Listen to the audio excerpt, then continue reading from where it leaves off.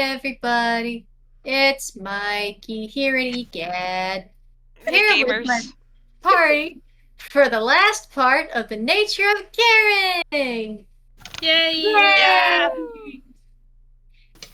Does anybody have the title of Nature of Caring? It was on the when to meet. Hang on. There's a new title. Well, there's a part title. Yeah, it's part 3. Uh. When the dinner is sober, there'll always be dessert. Eh. Ooh. So this is the Nature of Caring part 3. When dinner is over, there will always be dessert. To very briefly recap, if anybody, for some reason, has gotten into this part first instead of the previous 2, our enterprising party has sought out the island of Aia at the behest of the wisdom, air quotes, of a night hag for a solution for Rogue Fort's mental problems. To free his mind. They managed to get there, which was not too terribly difficult. They ran into some crabs. They dealt with some crabs. They did not eat the crabs, sadly.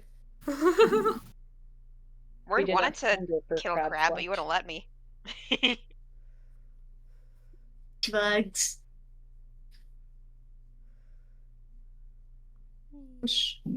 After some genuinely gentle persuading, there was no threatening here. Mostly because nobody was stupid enough, thank God. Cersei could be persuaded about the moly root. However, the ruse on Umberly came up real quick. And the nature of her visit to the island was not made clear until the day after the moly root was uprooted and the tea was made. Or at least the loose leaf tea. The tea mixture. The greenery, if you will. Yeah, and that got us 3 bags, quote, worth of tea, right? I think 2. 2? Okay. No, 2 cups. That got you 2 cups of tea. Yeah, I just try to remember the measurement. Thank you. So it is 2 cups of tea. It is essentially 1 teapot, 2 cups. Okay. We got one teapot of tea. Which is enough for 2 cups. You have to specify it as enough for 2 cups. Yep. Alright. If I sound disorienting to the listeners, I am running on 5 hours of sleep, which is better than running on 0. But unfortunately, I woke up real early today with a sinus headache. So I'm half a zombie, half not. We'll see how I feel. Mm-hmm. But when last we left off, the party had just been getting ready to leave until they were made aware of the fact that their ship had been stolen. Not to worry, though, the crew was perfectly safe and fine, because they had been dressed up as goats to replace the goats that had fled the scene of the crime. Upon realizing that there was a Shanghai happening, the goddess Cersei decided to approach a dear old friend of hers to beseech his help in retrieving the ship as well as its stolen goods. Seeing as otherwise you don't really have a means of getting off the island without just being teleported, and teleporting is admittedly a tiny bit lame. So, after getting the captain's ship out of the bottle and boarding the ship, as well as somewhere along the way someone broke a family curse that happened to be sitting on Stella. Don't worry about that one. I'm sure that's fine. That's not gonna happen. Surely everything's good. I mean, everything is good. They won't have any consequences down the road. Like, maybe not. Who's to say? Shrug emoji. Why did I say that? Why did I say that out loud? Why did I? No, it's okay. I also do that. I don't normally do that. It's okay. Like, Anyway. it's fine. To head out, the wind in your favor. We actually don't immediately follow you. We follow the pleasant day-to-day breeze, not over the Isle of Aia, not over the coast, but through familiar boughs, leaves and branches, the rustling of rain on the tops of the Egad treehouse, as well as the rest of the Xerox jungle.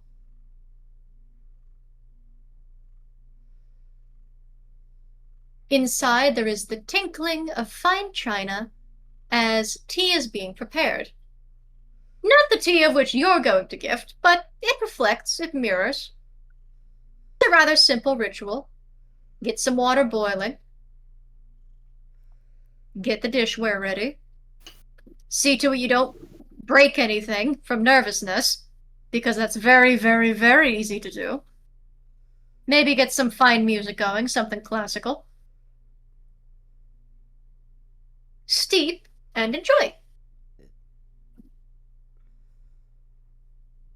Roquefort seats himself on one end of a couch and turns to the other.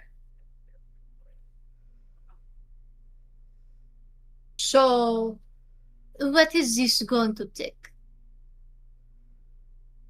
As we pan over to the other side of the couch, taking the most delicate and dainty of sips from the other teacup is a familiar pair of fuzzy paws. Belle glances back. Well, let's see if I can clarify what it is you're wanting. You want me to impersonate Ollie while he's out on a date.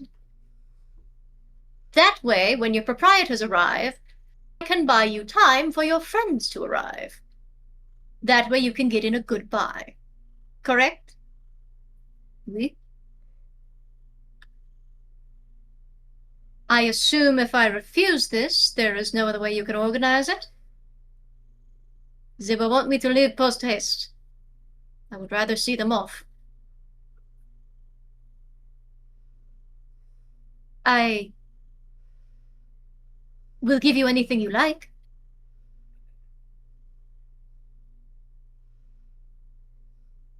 Eyes narrow slightly. Something on the record being played scratches a little. That's a lot to say for your kind. Anything? Oui. Anything that I'm able to give, anyway. There is much I cannot.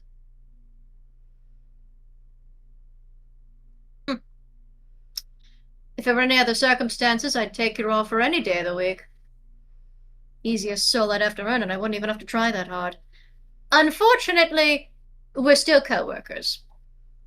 So this would just be one co-worker helping out another, and I don't feel good taking payment for that. You'll still consider us co-workers? Until your proprietors arrive, yes. Honestly, all things considered, I'd be willing to do it if you just owe me a favor in the future. I hear you're very good with a shot. A favor is doable. Wonderful. Do you believe you can convince my proprietors that you are, Monsieur Oliver? Well, I have my ways. Yes, I know, baby. One moment. You're the one that decided to jump down to the middle of me doing a character dialogue. Hold on. Am spray. Thank you. Betty baby cannot wait. Doesn't like me yapping. Gets so annoyed at the sound of Papa's voice. Ugh.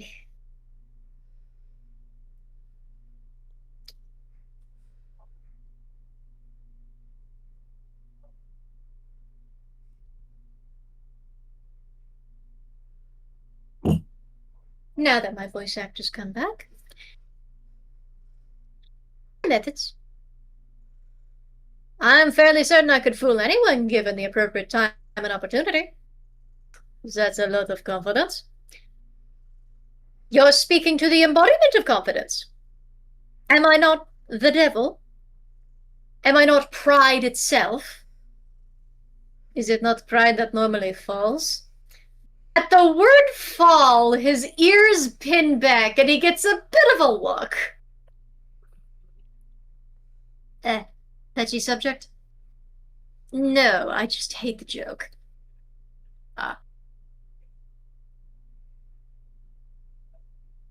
Do you happen to know when they'll arrive?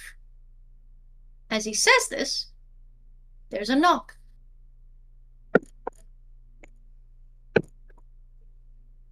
Ow! Why did I have to fully affect that? Ow, my head. I thought, oh, it's my microphone's hanging on a wooden cabinet. I'll knock on it. I'll knock on it loud enough my microphone catches. Owie. I just need to get like a wooden marimba or xylophone or something to do wood sound effects with. I don't need to do that. Fair enough. But then that wouldn't really even sound like it. Anyway. Roguefort perks up at that, though not necessarily pleasantly. The rest of his swarm follows his gaze. Belle does also. Instead of saying it out loud, he actually gestures in sign language of the Toon variety. Is that them? To which he nods. I'll be dressed in a jiffy. Roguefort nods and is going to head over, down from where they were sitting, down the stairs. The knockabout starts to resound again. And I am going to do 2 coin flips. The first coin flip decides if it's a little fish or a big fish. Do we want the big fish to be heads or tails? I'd say heads might make Yeah. sense for Yeah, big I agree. fish.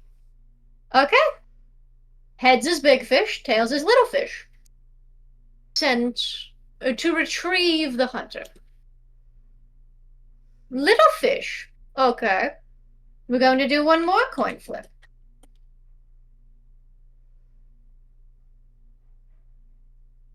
Now, would employee be heads or tails? Ooh, I would say tails for employee. Yeah. It is not the employee, it is the employer.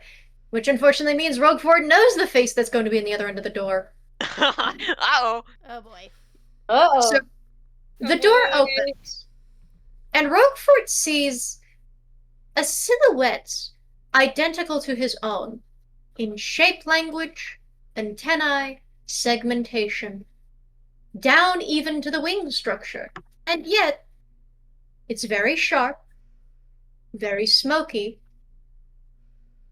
and charred completely and utterly black. More like a charcoal smear upon the canvas of Inkwell than a tune.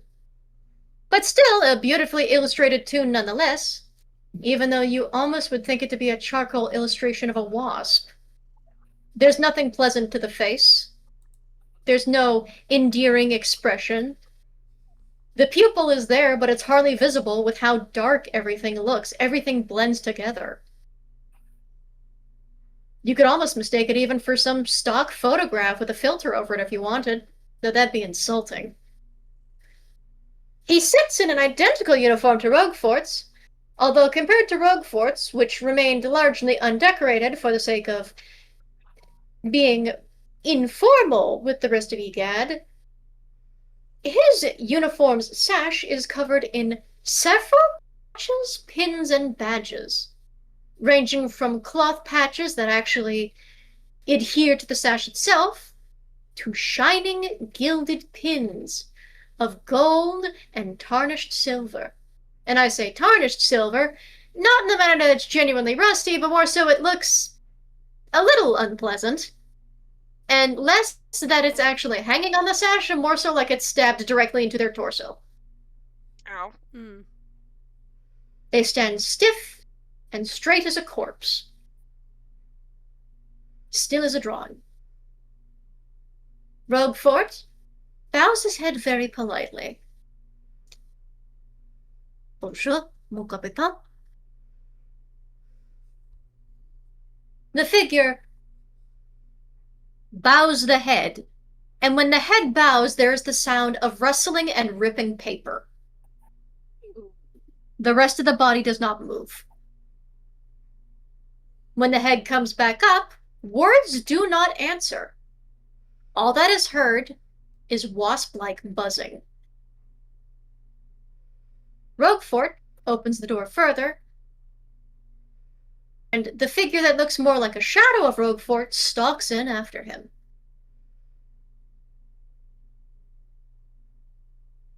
I don't have any stock wasp sound effects on me, and I'm not going to put them in this recording for the sake of there may be folks listening that are sensitive to such sounds and descriptions. So, Hello. we will refrain from it. Not just you, I actually believe the person in charge of the whole funky yeah, organization has a wasp thing, so... That and I have misophonia, yeah. The sound of bugs kind of annoy me. Fair. And yet you like Roquefort. You confuse me I so like much. Roquefort because he's fun! He's fun and he makes so many bug noises. What do you mean? Okay, it's fine. It's okay. I don't It's judge. fine. I don't allowed to judge. I'm like just something that makes me uncomfortable. It's fine. that's fair. Just you will never cease to confuse me. Meh.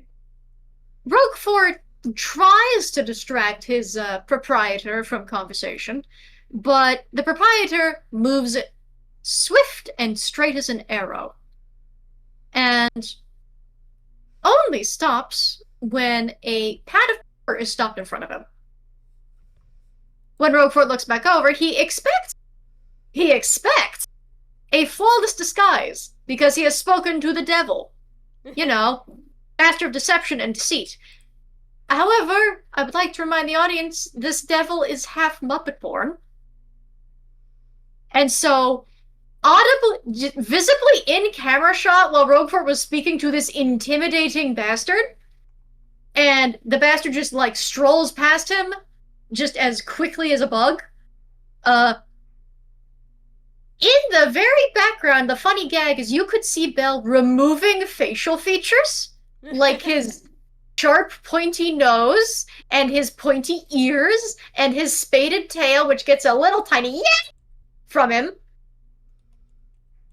And when you turn back, similar to Jim Henson's exchange of features for his puppets, Bell has put on Ollie's mustache and hat and glasses and clothes. Nice. And because Ollie is mute, he has a pad of paper and a pencil. And on it is written in incredibly fancy borderline doctor script, "Hello," which is not the way Ollie writes in the slightest, but this guy doesn't know that. Roquefort looks like he could just die on the spot.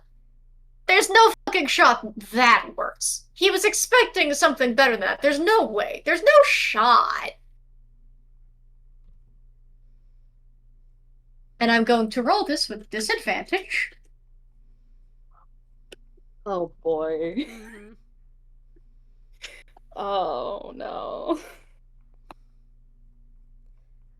A 15 will not beat what I secretly rolled for Bell.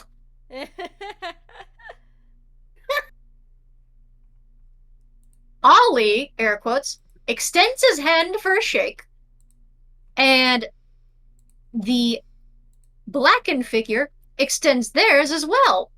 Again with the sound of rustling paper, carapace ripping and tearing. They shake, and it doesn't sound comfortable, but it's animated smoothly. And as Ollie leads him to the couch, we pan over a painting on a nearby wall of a ship at sea. And that's when we come back to the party. Yeah. Yeah. So as we come back to the party, you've been sailing for a hot minute, with no sign of the opposition in the slightest. It has been crisp, cool blue water this entire time. Mad Lad is both happy for good weather, but pissed that this bitch has our weapons and our ship.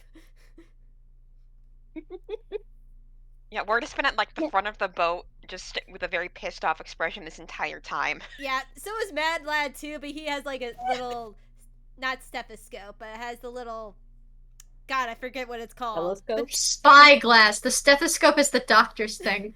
I know, that's why I knew it was wrong. I was like, I know It's a spyglass. You're thinking of the spyglass. Yeah, spyglass. Mad Lad's like have a spyglass in his eye, just trying to look out for their ship. God. The rest of the Muppet Born crew has been mobilizing the rest of the ship, but your illustrious captain is just kind of staring at that as he's at the helm. Mm-hmm. So he's not close enough to talk to you guys on that, but no, he's at least watching. What's everyone else doing? Stella's been like kind of hovering closer to the group as in general, just like she's kind of been with permission. She's been holding Ward's hand. Ward will Just let like- her. Yeah, she's just trying to be close right now because she's overly anxious, so she needs comfort in some shape or form. So she's been holding Ward's hand. So Baby.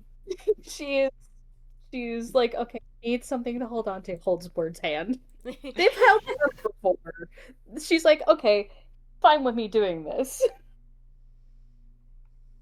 Yeah, he's totally fine with it. He still looks Yeah. pissed at the ocean, but he's fine. Yeah, Stella looks kind of angry, but she's like in that mode of like, okay, I've got a handle on my emotions right now, but also, fuck this lady. I mean, that's the universal mood. Most of the time with Umberly, her title is Bitch Queen. I mean, Look, it writes itself. Fair enough. I do love her to bits. I love that that's just a canon piece of lore in the universe. God, I love it. Sorry, keep talking. God, I love it. Bitch Queen is just a canon title. I also love that like Stella has been like glancing where the where the spyglass is pointed, and she's like looking around where the ocean where Hello, gamer. Wait, what the hell? We're in a game. No, okay, I know that. So, one of our audience members has an introductory sound effect, so that is now officially the recording, Rip. I didn't even know that was a thing. Because that's the exact same sound effect that audience member came in with when we were chatting in a normal call as normal pals. Ah, So, Don't worry about it.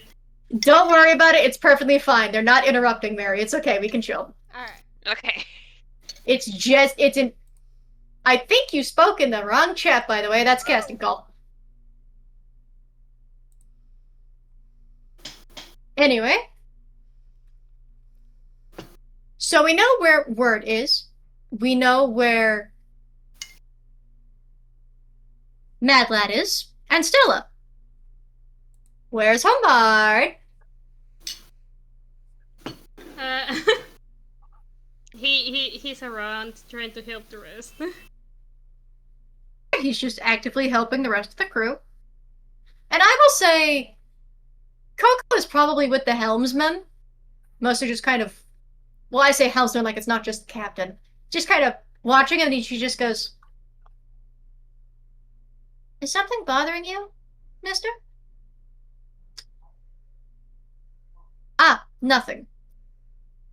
I was just wondering, they do know we're not hunting a white whale, right? They don't need to be doing an Ahab impression on the front of my ship?"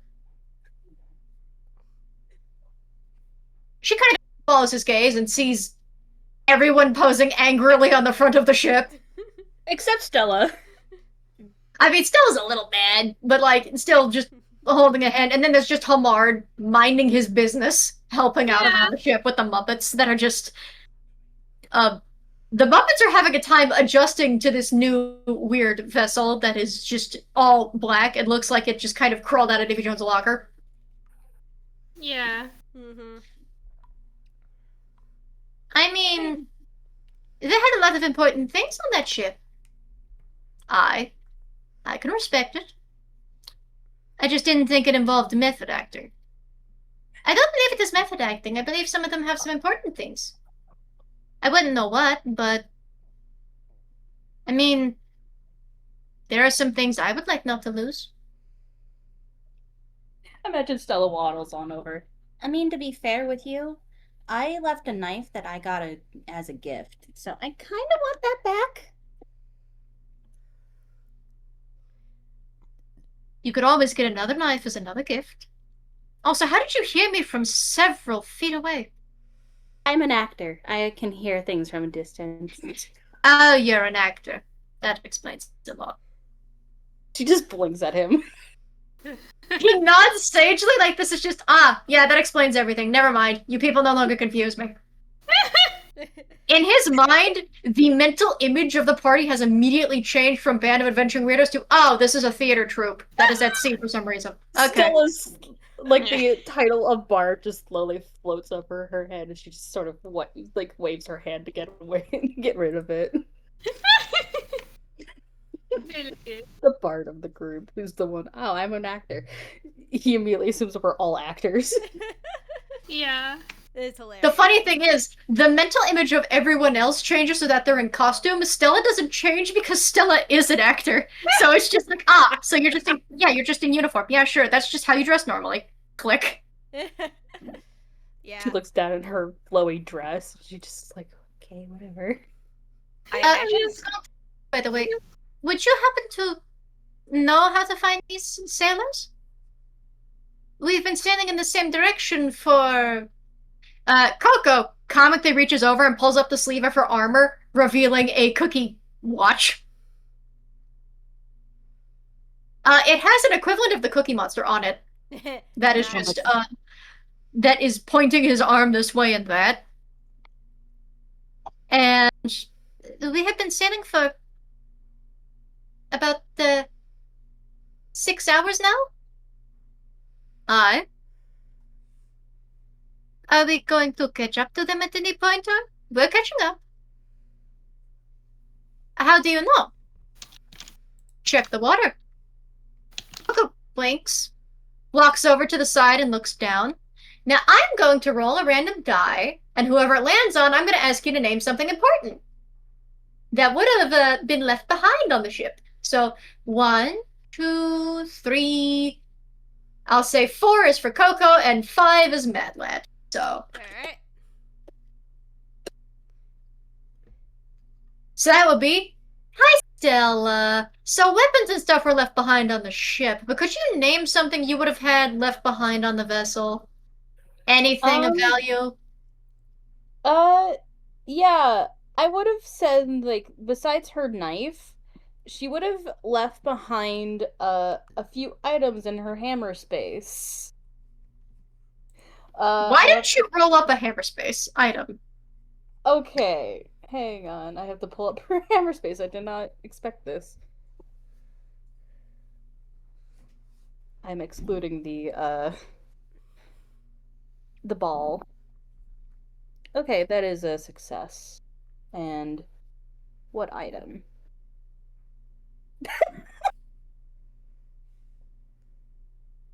Oh no. What is it? It is a paint bucket. So, as the ship is going along, those of you in front don't immediately see it. Or if you do, it's kind of just like, oh, we might be sailing through a slightly, like, rough part of these waters. It kind of sounds like we're hitting a few rocks here and there, but not enough for, like, damage to the ship. Yeah. They're not rocks, because Stella, as you look over, you recognize, having been almost completely washed clean by the sea, a bucket with your theater troops brand name on it. It's like purple paint is staining the ocean. Oh. No, there's no actual Oh, paint no. left. It's just the bucket. It's just recognizable because it has your like troops like brand engraved into the metal, which reflects the light a little bit as it faces you. And then also very nearly drifts by the ship and into the sunset, never to be seen again. If you would like to retrieve it. She would actually like to grab that. You don't require any particular saves. You just kind of need to do some finagling, some MacGyvering with an oar, and you can get it. There's like Yeah, she a gets and drop dumps or out. something of the stain of purple, and that is it. I drank it all. No. I don't think So should you be can't, wiped so you away. can't eat, but you can drink. I see. I'm kidding. I'm kidding. But you get your bucket back with like a stain of purple, and that is it. There is no paint left in that bucket. She frowns. Oh, that sucks. And as you kind of glance over at the water, you see more and more smaller objects floating about here and there, scattered among debris. That is 4, so that would actually be baby girl, who is not in fact a toad. Yeah. So, is there anything do I have anything in your person that you would have left behind aside from? Yeah, actually, that's so unfortunate. So, among the stuff floating in the water, bits and bobs and trinkets, there appears to be a quarterstaff. A very natural quarterstaff, not like the very stiff and straight bow staff meant for martial arts, but just like a walking stick. But a walking stick that's kind of curled a little strangely, and also looks like you would stir a cauldron with it. It's a cookie run walking stick, and Coco goes, "Oh, that's mine! Hey!" And she almost goes right for the water before I assume someone decides, oh, nope, hang on. Ward grabs her immediately. grabs her. Like, oh, Yeah. nope. Nope. And she points, and now the rest of you do see, oh, that's your shit floating in the water in a trail. Ward will like dangle her upside down over the water by her ankles so she can grab the her stuff. Yeah. The ship is very tall. You're gonna need at least a few more Muppets for that. Luckily, there is a Gonzo-alike nearby. Nice. You don't mind if I help, do ya? Yeah, okay, I'll grab onto you, you grab onto her. All right, as long as she doesn't weigh too much. And just sets aside the little rooster he was handling, and takes a hold of her. She goes over, and you hear a sproinging effect as you watch his arms just go, oy, oy, which does kind of almost immediately dunk her in the water. She does not get dunked like a cookie in milk. She just, she misses the staff the first time and kind of nudges it, and then just sort of kicks herself off the boat, like off the side of it. There's the sproinging sound effect again, and she gets it. Her hand's just barely grazing the water. And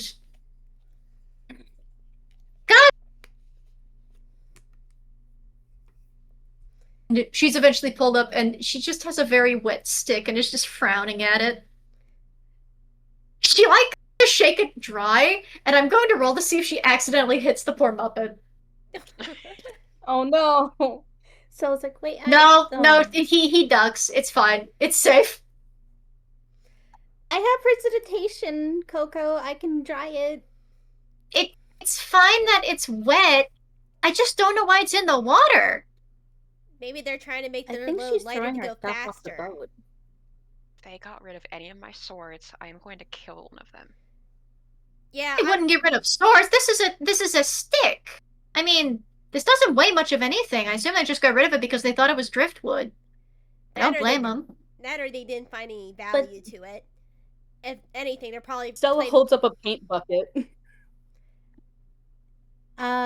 This is not this was something I left behind. There was several of these actually. She holds up a bucket that says the great hang on, I have to actually grab the troop's name. Thanks, Mikey. DM to DM suffering. Thanks. The Grand Egress is stamped onto the bucket. Interesting. I mean, this is would you write down the name, by the way, so the party knows to spell it correctly? Sure. I'm just gonna put that in the players chat. Players chat's good, yes.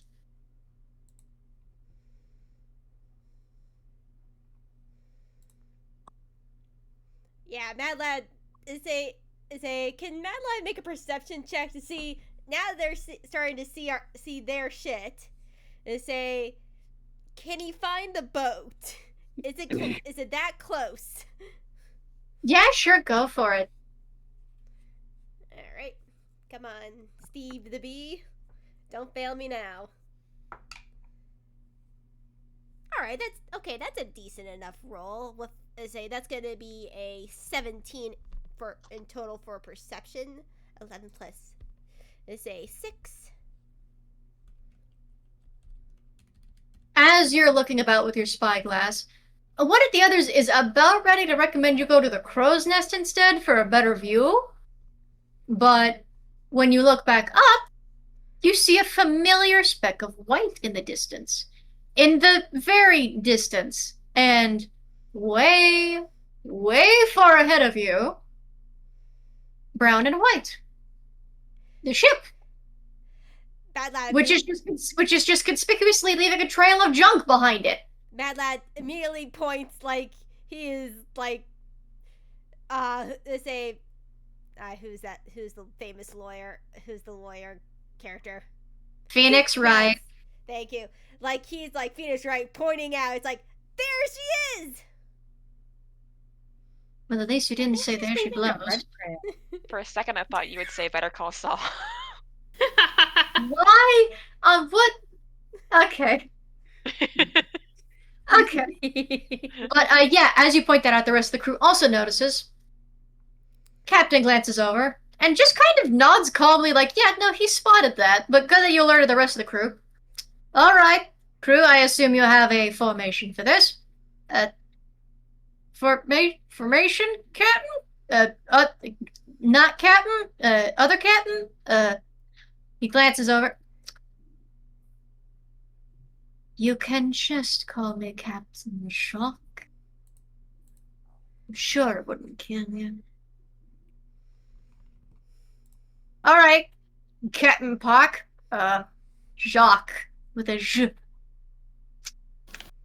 Alright, Captain Jock. And he says Jock instead of Jacques, and just, he gets a look on his face. He doesn't say anything else, he just gets a look. What's the formation, Captain? And instead he just shouts out, to stations! And then everybody's moving. Of course. We automatically go to Barking places out that are orders, stationed. getting more speed in the sail. And I will say, do you look for your unfortunate junk and hammer space stuff that has been scattered about in the water? None of it is really valuable weapons. For poor Coco, she has to fish out her quarterstaff. She has to fish out her 2 sickles. She actually does. Hang on. Do I have? Hang on. No, I do not have 2 sickles. It's just the one. Why is it marked as 2? Oh, that's the weight. That's 2 pounds. Okay. The sickle. There's an empty quiver. No arrows in it. It's just the quiver. She's very confused by that one. And then she has to play fishing to get the different arrows from out of the water, which have been stripped of their arrowheads for some reason. Hello. They look There's like also- kindling to fire, and she just looks so insulted. Why even bother? I have bad news, Mikey. I did leave the bag of open glitter on the ship. Oh no. So, maybe it would be less the trail of junk and more just the fact that the ocean is glittering. No. The poor I fish polluted are going to the be ship. choking on glitter for several weeks. Congratulations. No, Oh no. I have ruined the ocean. It's not your Chicken, fault. I'm imagining, like, at some point you see the little bag, and you're hoping it's, like, sealed shut, but no. No. So- The ocean just has it's like Disney sparkling all the way to the ship. No. I'm gonna get a new bag of glitter. Mm-hmm. That But was yeah, expensive. like, the less important goodies are just floating in the water, apparently deemed useless and worthless. But actual important damaging weapons, say, like belonging to certain somebodies, are not in the water. Thank God. Weird. Yeah. Word does have to probably like fish out like his a watercolor set though, because he did Aw. probably leave that behind. Stella has to fish out all of her paint buckets, all 8 of them. It's just a fishing you're just doing a fishing minigame as the ship is catching up. That's all. Yeah. Mad And she Lad. just like stacks them in color order. Yeah. Mad Lad during all this, he's helping the crew like get ready for this. Admittedly, they are trying their best to get ready for combat, but as they're Muppet born, they are bumbling over each other left, right, and center. Mm-hmm. There's like a stack of them that are appropriately bowling ball shaped that very nearly bowl each other over. There's a few more that kind of get their necks twisted around each other as they're trying to deal with the rigging, that kind of thing. Yeah. Because they're perfectly competent when preparing for combat. It's just, you know. Yeah. Tuna shenanigans. Word will do his best to kind of make sure there's like a little bit less chaos. It's like untangle people. Point them in the right Untangle direction. fuzzy limbs, see to it nobody trips on anybody. Yeah. Yeah. By As the you... way, is... No, you first. I was gonna ask, like, Stella's gonna go up to the crow's nest and, like, see if she can do a perception check. You do not need to do a perception check because the ship is closing in fast. The ship you were on is faster than the one you originally were on by several leagues. You are essentially speed running through the ocean here. Mhm. Hello? Yeah. Here's the thing, like, in comparison, the ship you were on before moves about the same speed as a normal sailing ship of its size. Very traditional speed, very standard. The ship you are on currently, seeing as it is meant to be based on the fastest ship in the Caribbean, Mm-hmm. I want you to note how specifically I said that, Andy, for the record. What happens? Sorry, I got You, distracted for a second. no, it's fine. We missed a reference only Andy was gonna get. It's fine. No! So, considering this is meant to be based on the fastest ship in the Caribbean, it is going a lot faster than your old ship was. Not to the point that you, like, see as much disturbance anymore. It's not like it's carving the ocean open. But compared to the speed you had before, you are closing in on this thing like a shark. Yay! You also didn't notice when you look behind you that though the rest of the day is sunshiny and clear, the ship you're on is trailing a wall of mist for some reason. So when we pan over to the enemy ship, and I say enemy ship like it's not just yours but repurposed, and the crew is just like pilfering through goods, divvying things out, tossing more things in the water because they don't give a shit. One of them kind of taps another's shoulder as he's about to toss over what appears to be like leather working tools. And he goes, "You can still use those." I don't know how to deal with leather. I'm tired of working with leather. I would have made leather. It can go in the... And another one taps and kind of points, and they turn. The next time it pans over to the captain, the 3 goats are well, not goats, like the sailors that just act like goats. Captain! Captain! Captain! Captain! Look!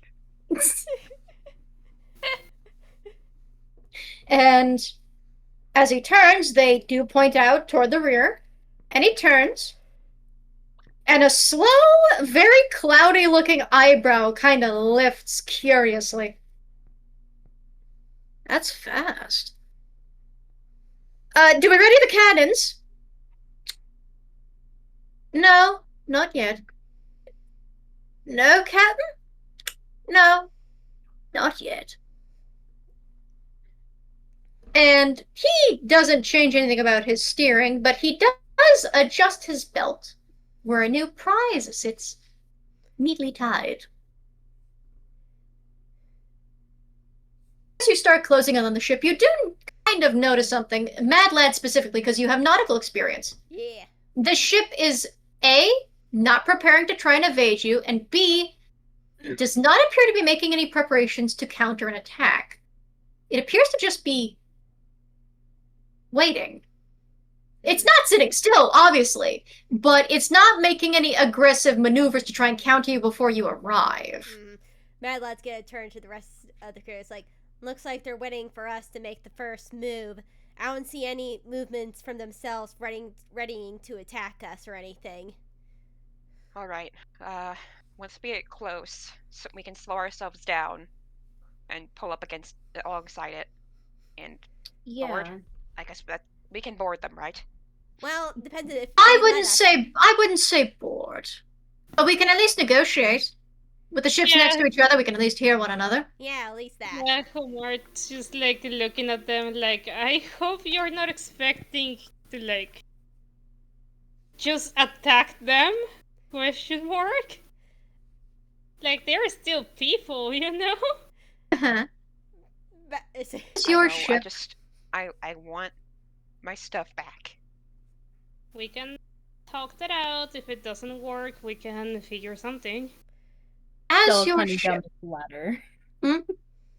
Stella climbs down from the crow's nest and just joins up with the party. As you cloister together, the ship is prepared and you or slowly, not so much with a threatening menace of an orca whale, come up on Word the... might be aura farming a little bit. Word is always aura farming. What are you talking about? He might be aura farming a little bit more here than usual, is I think the better term. Yeah. And a bit more slowly you come up on their starboard side. Broadside to broadside. And you can see on the deck of your former ship, yeah, most of them kind of look like they didn't necessarily get the chance to dress nice, though it's very clear they have stolen some of the clothes from the crew that they removed to at least be a little cleaner. Most of them still haven't dealt with their hair in the slightest, and they do still kind of look like they used to be goats and sheep. Okay, so they turned back into whatever their original species was. They did turn back into, you actually notice there's a good mixture of Toons and real kind on board that vessel. Fair. But they still share some of like the guck and grime that essentially came with being animals for so many years. Their captain in particular is of incredibly curly hair and beard. No mustache included, mind you. It's just like a jaw beard, you know. Yeah. Like it's along the jawline. And bearing several scars, including one along the head where presumably a horn would have been at one point. A hefty looking coat, covered in patches, you kind of take a moment to kind of detail what the patches are.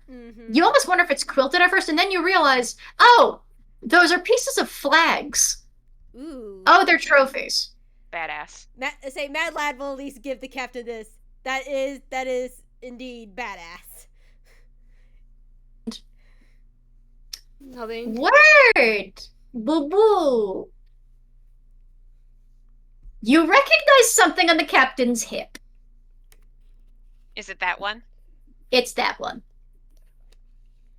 Okay, now he's really like enraged. Like, it's not like a bit like, he doesn't like furrow his brow anymore or anything. It's like, it's that other kind of rage where it's like your face kind of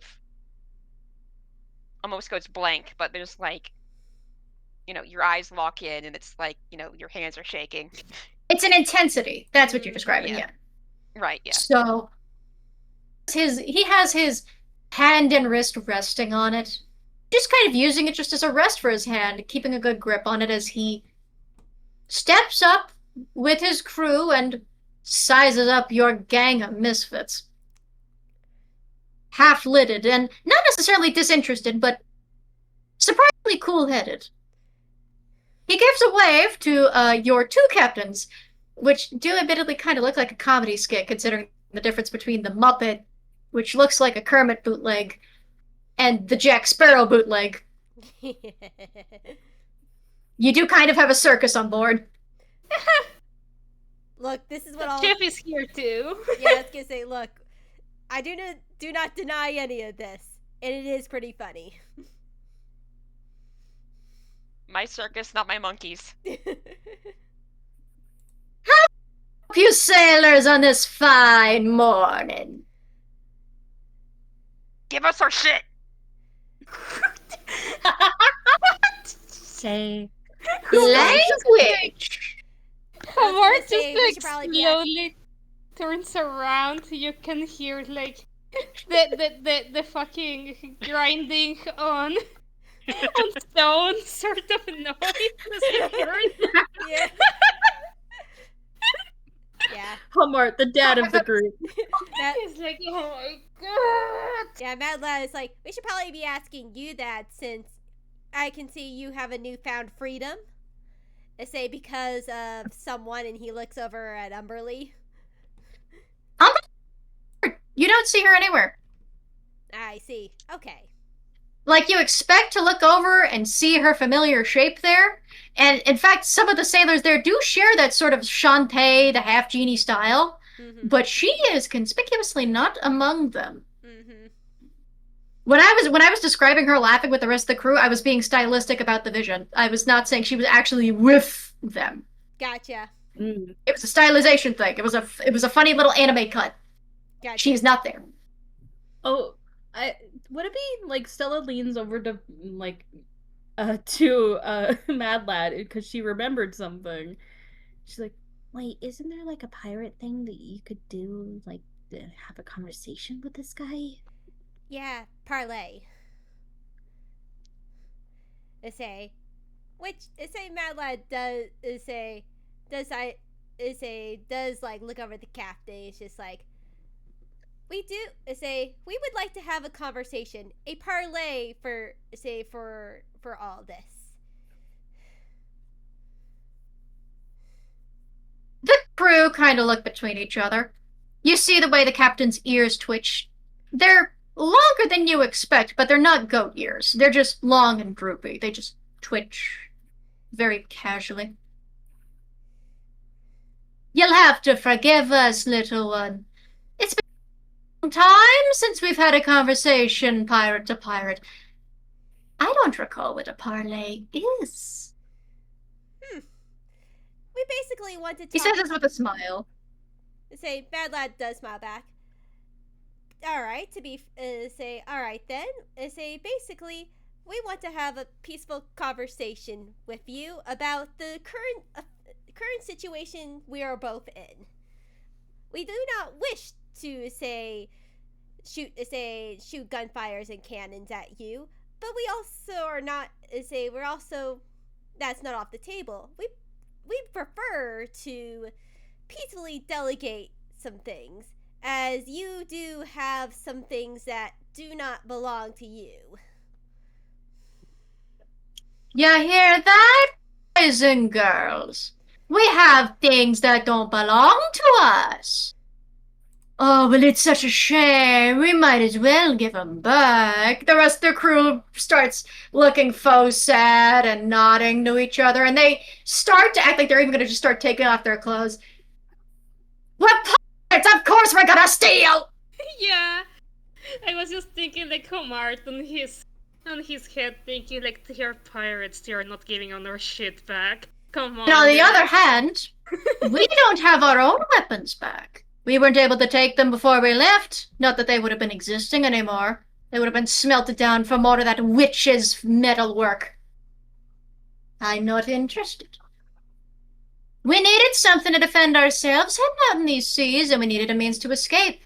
And our fair lady of the sea did oblige. A fair vessel, fair armory, fair game.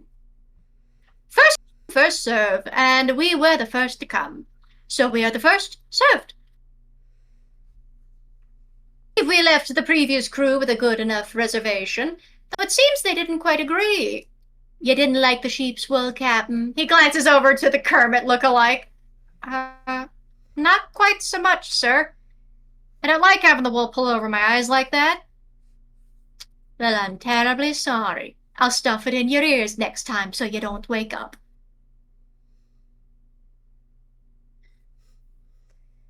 So why should we give any of this back? Because as far as I'm seeing a ragtag band of misfits and makeshift wannabe pirates trying to ask us nicely to return something we took. Stella is gonna pull a Rapunzel here and get up on the bow, like the railing of the ship, and put her hands on her hips. Have you ever never owned anything that you loved so much and cherished and kept to your heart? Wouldn't that mean anything to get it back? I mean, come on. You all are pirates. You had weapons and tools and lovely objects once upon a time. And taking it from others? That's What shame. pirates do. Yeah, Mad Lad is a size. Aye, it's the career description. We don't tend to be given things we're forced to take. Otherwise, we starve, we strangle, we hang. As he says hang, some of the crewmates actually shudder, and one of the crewmates in particular rubs at a set of scars on his neck. Rope scars. Considering their age, you actually can't tell if those rope scars are from the island or from a previous incident. Look, While they I will say, though, I would like to compliment your fair vessel. It seems you got out of it for the better. A speedy and gorgeous thing, is she not, Captain? And looks over to Captain Jacques, who does kind of perk himself up a bit. You can recognize taste. Happy to see that you have taste as well in what you take. Then, would it not be fairer for a crew of talented, greedy souls such as yourselves to sail on something faster? you do have a fair point. We would get home sooner on this ship, but we're also not planning to leave without our important belongings. Though, if you do want to trade, we can see what we can manage. We cannot trade something that is not ours. Well, let's see. Both kids actually do kind of. Jacques does give Mad Lad a tiny bit of a look. He was trying to get a handle on negotiating. Yeah. And the other captain squints at the crew. Homard's just shaking his head and like covering his face, like, oh my god, you cannot do this. You don't know, this is not how it works. He's trying to figure something out, but it's like, oh god. While they've been talking back and forth, Ward has kind of lost a bit of the intensity in his eyes as he's been kind of mulling something over. He's still, like, Mad. pretty ticked off, Yeah. because, Yeah. like, someone has his sword, someone has that sword. And it is sitting on their hip, nicely Yeah. tied. Yeah, and he can't take it right now. So, he's been just thinking about it, trying to how to work a way out of this without, lunging right into violence, because he has a feeling that these the Muppets behind him are a bit less prepared to fight and die than the other guys on the other boat. Also, they're the ones that are more heavily armed with swords that he knows very well, and guns that Mad Lad knows very well. Yeah, that is conspicuously the thing you notice among the weapons. Very familiar guns from Mad Lad. There's a longbow. The seem to have been affixed to different arrows rather than the ones that Coco had made, which just feels like a particular kind of insult. It just feels insulting. Does one of the pirates just have Stella's knife? Roll me a perception check. Roll me a perception check, Stella. I'm sure one of them has the word Sunblade, but that one is a little bit less important to him right now. Yeah, Mad Lad just wants his guns back. Please and thank you. I love that I rolled a 19 plus what is her perception? Well, wait. Can a Sunblade be attuned to by two people? Plus 3. So 19 plus 3. The attunement process does not attune something to multiple people. When one attunes to something, it removes ownership from the previous individual. presumably. Unless there is So a specific enchantment or a branding over the weapon in particular, which is presumably why, I will say above the board, your magnum opus has not been attuned to. At least, okay. not properly. You are still recognized as the owner of it. It is just sitting in the captain's possession. Mm-hmm. Anyway, what was your perception, Stella? Good luck attuning to that. 22. It takes a bit of scanning. You kind of look over this rather scruffy and intimidating bunch, Motley crew. and eventually, also standing on the railing, hanging on to some of the rigging rope, is one that kind of looks more like a dust ball than a real toon. Like, you see arms sticking out and legs sticking out, but they're like a ball of wool with a face. Not even a face, just like a mouth. You can't tell if that's wool or hair or a beard, but they make a sound not unlike a raving rabbit, and sitting strapped to this like Wooloo-sized little guy's hip is a very familiar little dagger. Yeah, that's your knife. She makes a face. Angry face, but a face of like, bro, you don't even know where I got that from. Yeah. Fun fact, that blade is actually a gift from poetry. Yo. It's her girlfriend's present. Shush. Yet. But I shrug. I'll say this. And the other captain takes a step closer to the railing, but not too close. I don't oppose the idea of trade, but we've found some fair and nifty things among these possessions. They'd be terribly difficult to give away for some common mortal trinkets. Anything of real value, though, and I'd be willing to toss some things over. Ain't that right, boys and girls? And there's a resounding, not necessarily a cheer, just kind of resounding vocalizations of agreement.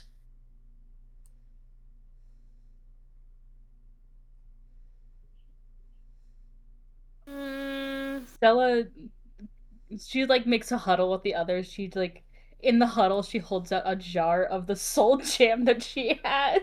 Yeah, probably Mad Lad gets Jacques within the huddle too. It's like, so what do you say? What do we have?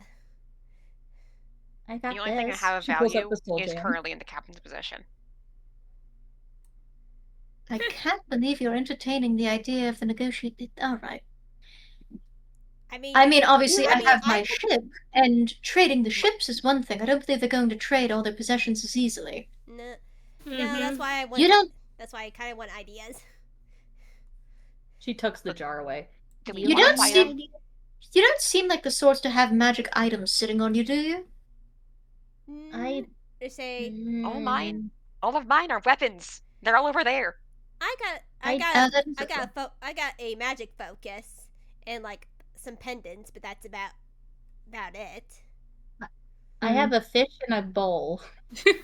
I want to try to take something out of my camera. Go on, Homard. Let's see what Homard's got. Oh god. That's Actually, we're gonna see that too if he has anything. That's good, right? 6 is a pass, yes. Go ahead and fish it out. This won't help at all. He's just gonna pull out of his hat a fish covered in chocolate. What? Captain Jock glances at that and just kind of slowly grimaces in a very polite way. I actually maybe do have something. This is something Mad Lad got literally years ago. Is say they are like real. Let me just get out my D12. Let me just get out and see if I get the hammer space roll. Yep, perfect. All right, Mad Lad takes out of his hammer space a flower crown, a rose flower crown. But what is particular about this flower crown is the roses look to me made out of solid gold. Oh, dude, just give him that. No. Okay, describe it again. I heard roses of solid gold, the rest kind of blended together. Sorry, yeah. Basically, it's a kid-sized flower crown that is made out of pure gold roses. Does it do anything? It doesn't do anything, but it is solid gold. Huh? It is solid gold. Stella pulls out a very expensive looking perfume bottle.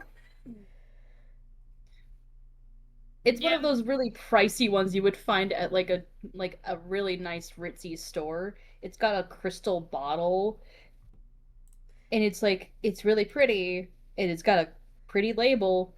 It's called La Fleur.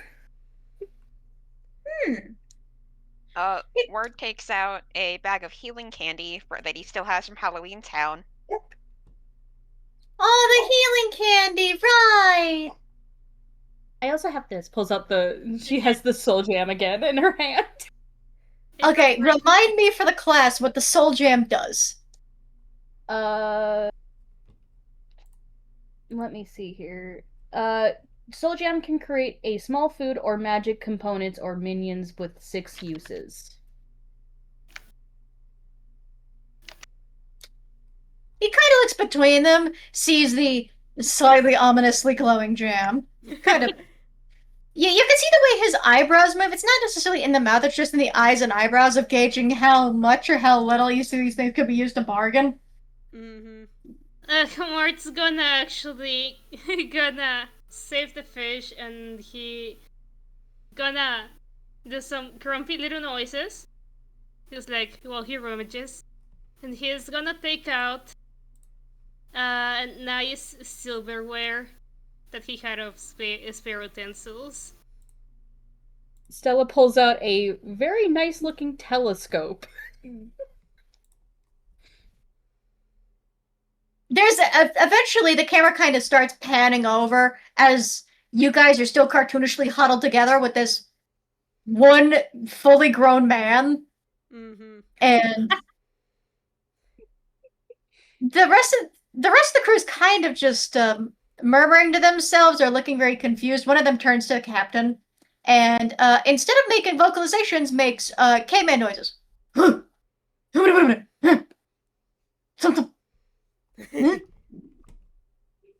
No, not yet. Pairs, they may become in an agreement. Jacques is the one that actually lifts his hand and disperses the huddle. Mm-hmm. We may yet propose a trade, if thou art willing. And what do you have in mind for what we have? Well, to start with, we could trade ships. You'd be willing to... I'm not giving up the vessel. I'm saying I'd join you. What? Coco actually turns at that. Begging your pardon? I wouldn't mind that. Muppets get their shit back. Is attached to their vessel, and you've known well enough that many crews often find an attachment to their own. I myself have a significant history with this ship. She's been with me through thick and thin. I wouldn't trade her for anything. As such, even if we were to happen to surrender her, which is a thought that perishes my heart and soul, I still wouldn't want to leave her. So, if you were to instead use this vessel to make your leave, I would come with it. As long as you happen to give these fair gentlemen their own vessel back. Cannons included, of course. And kinda glances over the comparison between the two. Yeah, the Muppet-born ship is nice. It's the Treasure Island ship. It has the Miss Piggy-esque bust on the front. You know, it has the figurehead. Mm-hmm.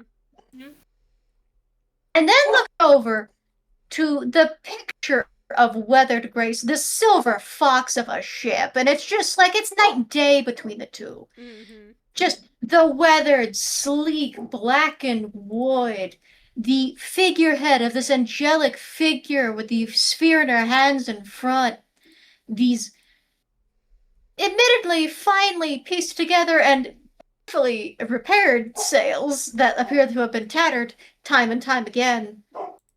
And the ominous fog following it. Yeah. just the added Fog. aura. A fog. Captain Shock just aura farming over here. Yeah. And he does kind of look at them and goes, "Are we allowed to ask questions about our trade items?" Your ship wouldn't happen to be cursed, would it? I am going to roll him deception. I give him bardic inspiration. I give. Well, I'm not pretty sure how I would give him the help action, but I really. No, you're fine. I think the bardic inspiration is okay for this one. What is your bardic inspiration die? It is a D8. 1d8. You got So this, that is Captain. a dirty 21. And I'm going to roll insight for the former god captain. Oh god.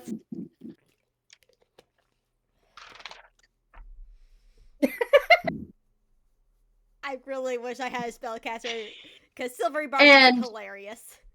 You don't have the silvery barbs of 13. Be nice.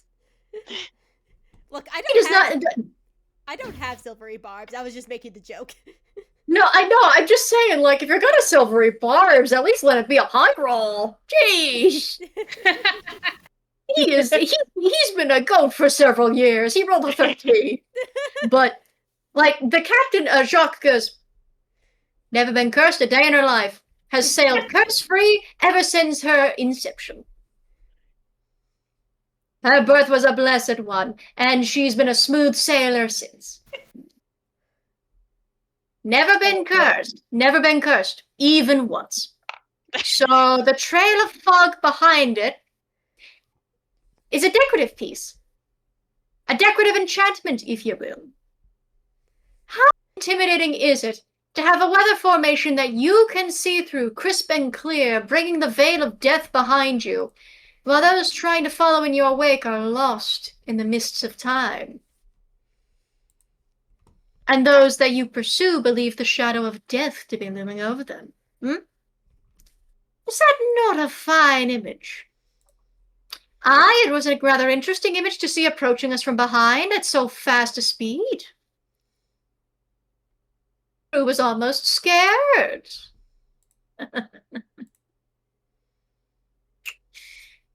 And you'd just be willing to sail with us? To a point. It is, at the end of the day, still my vessel, and it'll only sail under my command. And I suppose that won't change if we happen to snitch your throat and toss you over the side of the ship. The ship will sink as soon as you do. Sink. Aye, it will sink as soon as you do, with all of you on board. And you will be dragged by the ship itself to the deepest, darkest corner of the ocean. Personally, I advise you don't do that. Yeah. Fair enough. Also, That solves the ship's problem. your so main you goal have was on just to get trade. the hell away from the island, right? Aye. The more distance we put between ourselves and that hellish spit of rock, he actually spits in the direction of Cersei's island, the better. Don't blame you.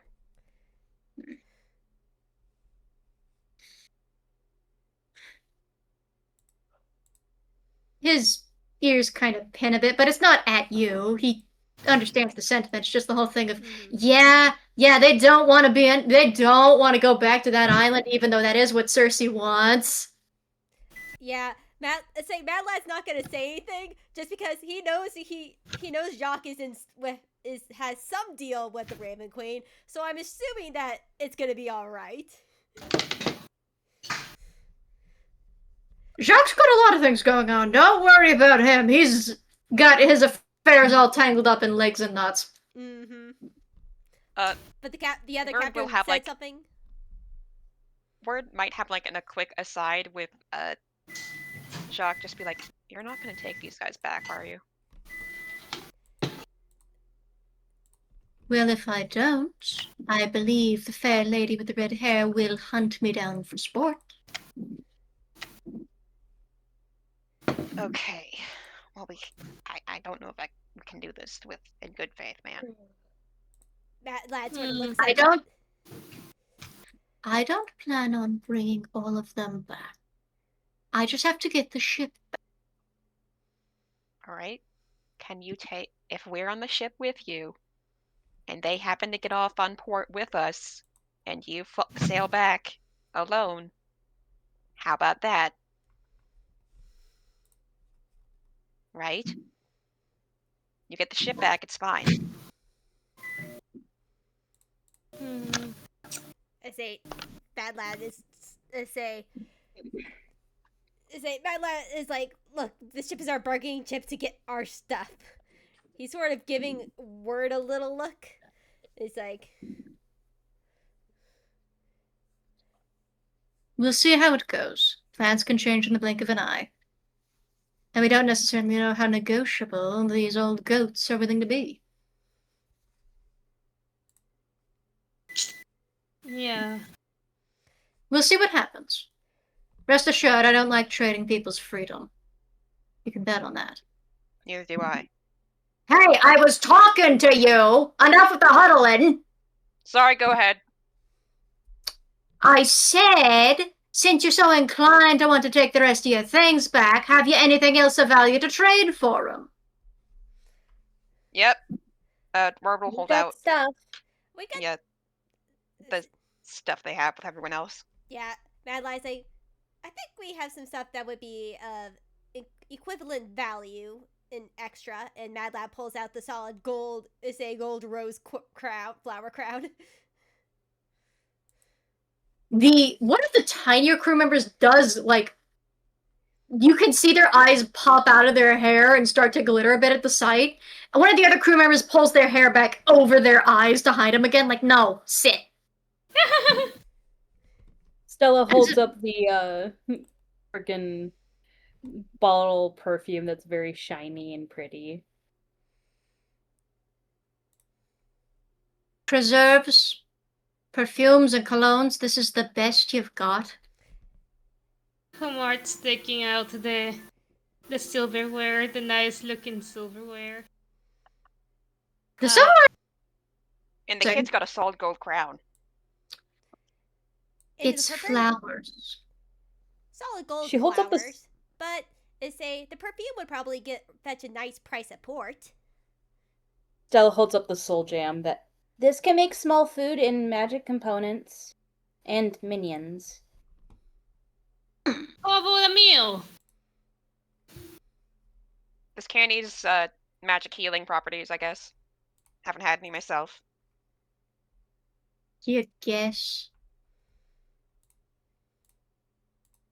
Well, I haven't Just had go to- any. I was going to have you guys start rolling persuasion, but I've got to be honest, you are not selling him very well on these, at least by tone. Yeah, no. Like, he is kind of just looking a little less and less enthused, though he does actually look curious about the soul jam. He kind of glances it over a moment, and then he kind of turns, and he clicks his tongue in an odd way, and from the crew, you see someone very different. Still clearly a member of said crew. This figure is not in the Shantae, that half-genie style. This one is in the Sinbad the Sailor style. Ooh. Smooth lines, sleek clothes, sharp corners, a finely trimmed beard, and a slightly curly coif on the head, silk bandana, and charms draped about the belts, the neck, and the wrists. And as this sailor approaches the captain, he nods his head toward Stella and the jar, and he steps forward, and he simply steps up to the railing, this mysterious new sailor, and he holds out his hand for you to toss it across. She very gently underhand tosses it. He catches it, and you see his eyes turn on a glow as soon as it's in his hand. as he looks it over. You do not need to roll Arcana check. It's very clearly a detect magic. Mm-hmm. Inspecting the lid, the label, the ribbon, the material, without opening it, of course, just in case, making sure it's not booby-trapped. Looks to be authentic, Capitan. He glances over the jar himself. And what would you want this traded for? He points to the jar of soul gem. Our stuff back. Oh, you're not trading one item for the whole hoard, dear. What It can make one 6 item would different you like? things. It can make 6 different things. You're There are not 6 getting. pieces. You are not getting 6 different treasures for a jar of preserves. You're getting one thing. And he swipes the jar from his crewmate, whose eyes, stop glowing. I want the sword on your hip. Word sighs in relief. Denied. Yeah. Word unsighs in relief. Homard's gonna Leaf is just rewound. I'll do you one better. And he does, before Homard can do anything, he does walk over. And conspicuously, he kind of goes between the crewmates, still looking over the soul gem. The mysterious other crewmate follows him along.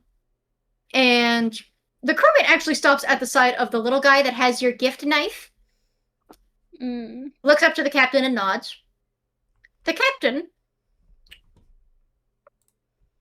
glances down, taps the little guy, and holds his hand up for the knife.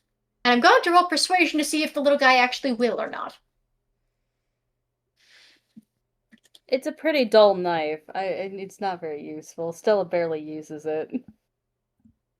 Okay, let me roll him intelligence to see if he is smart enough. Oh, honey, that's a 4. So, the captain makes the very obvious gesture of give it. The little guy holds the knife closer and shakes his head, at which point you watch as the captain takes the dull knife from his side and stabs him with it. Hey! You hear a popping noise like a balloon and his wool deflates. He looks like a wet dust bunny now. It does not actually kill him. Okay. Word looks a little bit less angry now. He then takes the knife, which is still covered in now slightly deflated weird air wool, and expertly tosses it. Stella, I need you to make me a dexterity saving throw. Oh no! Oh, I mean, either you catch it or you catch it. It's just a matter of if you catch it correctly or if you catch it with your skin. I catch it with my skin. How many feet is Stella in relation to Word? What did you say? Not Like, very is she close. within 5 She's still feet? on the railing. She's like 3'4". Okay. I catch it with my skin. I roll a natural 1, Mikey. Oh no. So he tosses the knife over, and it lands squarely in one of your flippers.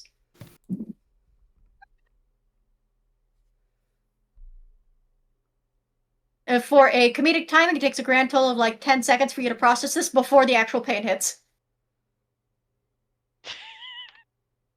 He just climbs down and just sits down on the deck, like, holding her flipper, like, oh god.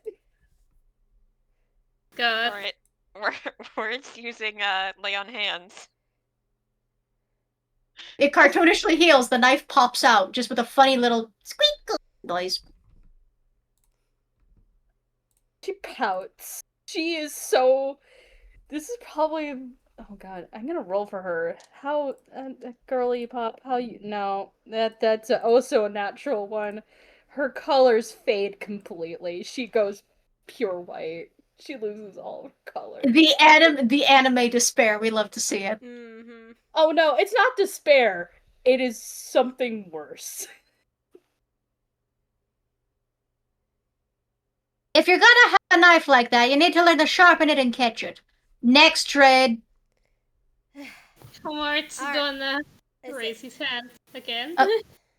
And he's going to point out Homard. You. How about a meal? Yeah, that's the he got. I'm so sorry. He is going to make them a meal. I thought you had silverware. That too. The silverware goes included with the meal. In exchange for...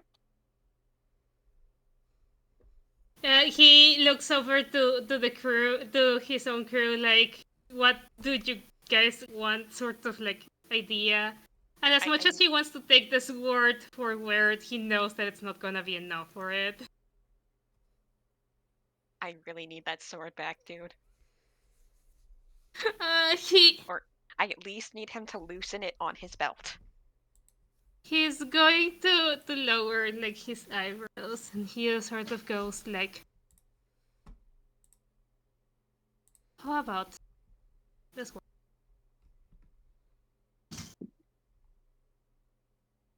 Roll me persuasion. Oh God. Uh.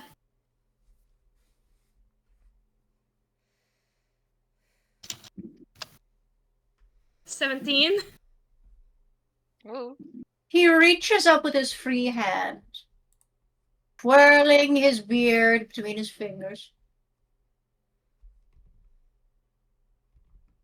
He glances over to the mysterious sailor with the charms and nods.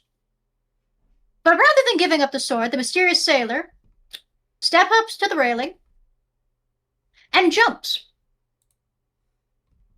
Okay. and closes the gap between your ships and lands on yours.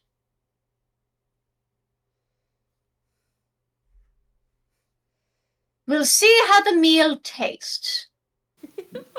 If you'd be willing to climb into my fair first mate's arms, as the pirate walks up to Homard and opens his arms. You're going to take him? Yeah? You think you're gonna put the fucking board up? Are you kidding? No. Oh God. He just looks back at his crew and thinks The Muppets are giving thumbs up. They're giving gestures of, you'll do great! Mhm.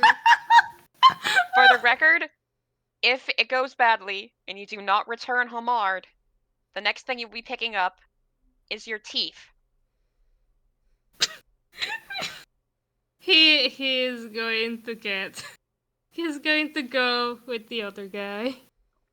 Stella's He gonna very- Yeah. while he's Stella's gonna give Homard a bit of bardic inspiration. You get a D8, my friend. He's So, you are so gingerly picked up, you almost can't believe it's a pirate picking you up. Like, these are such polite, strong arms that hold you so securely and balance the silverware in your arms equally securely. Oh God. And he has such a pleasant face and such warm brown eyes. Really, it's difficult to see him sailing with this crew before he steps up to the railing, and you think it's going to be more difficult for him to cross the gap. No. A single leap and a bound, if that dog would not whine while I'm recording, and lands on the other side without issue.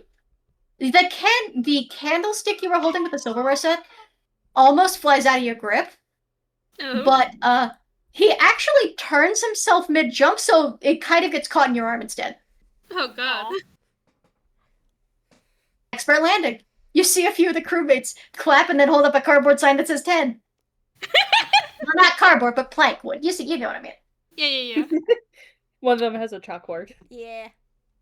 So, Marge, here's what's going to happen. You are going to make the captain a meal. First and foremost, before I make you any rolls in the slightest, you are going to decide what you are making the captain. And I want you to write down what food or recipe you have in mind. God. I need to know what ingredients there is on board right now. Well, considering it's the same ingredients as the Muppet Born had when they were taking you, there's a handful of different spices. There's not that terribly many of them, but there's a handful. Plenty of pork. Not Muppet Born pork, just, cartoon slabs of pork. Mm-hmm. There's beef, of course. There's cow. There's a very living cow in one of the decks, for the record. That's just chilling. Yeah. And has been chilling there the entire voyage. Thank God you didn't open cannon fire. There's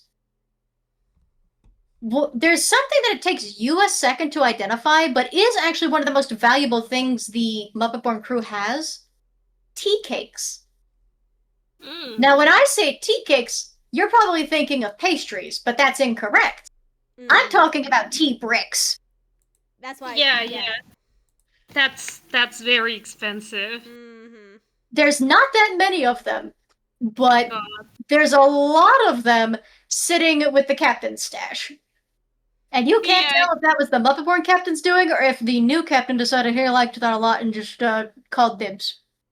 He does not know if he wants to touch those. He knows how expensive that is. Oh, it's so expensive.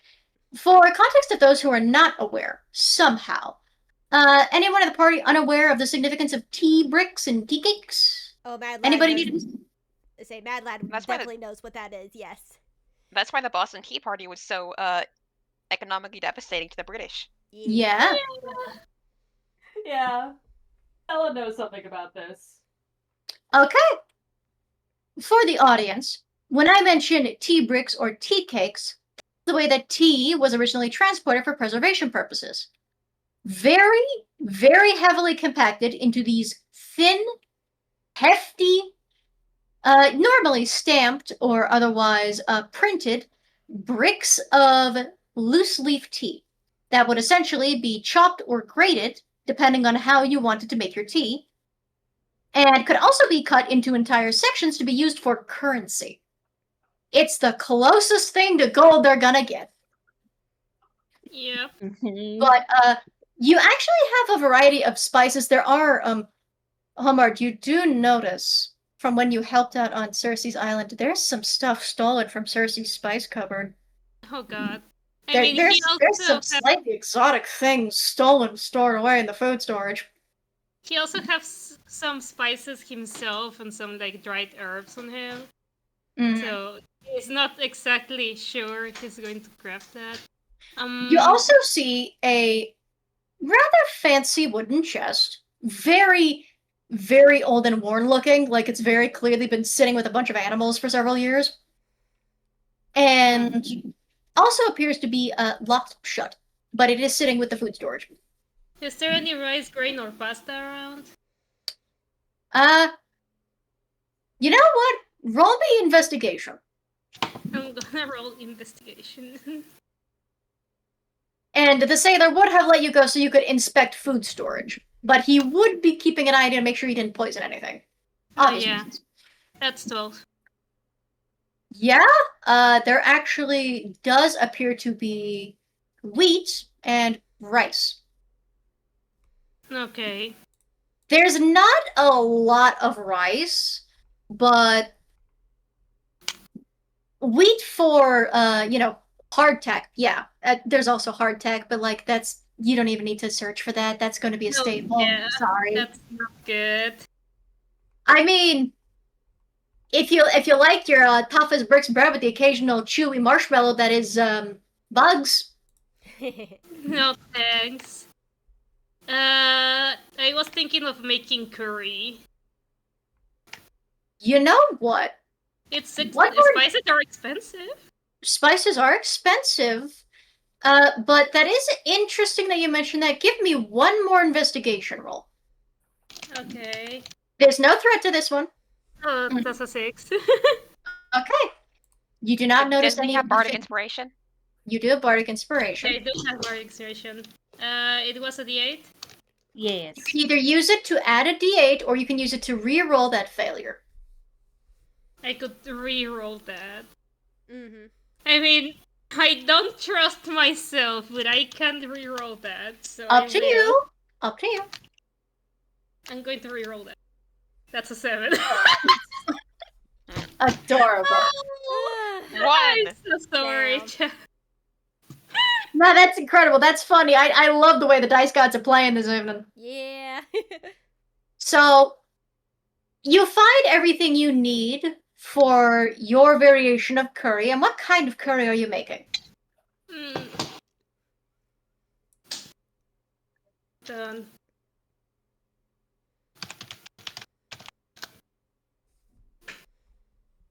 Probably.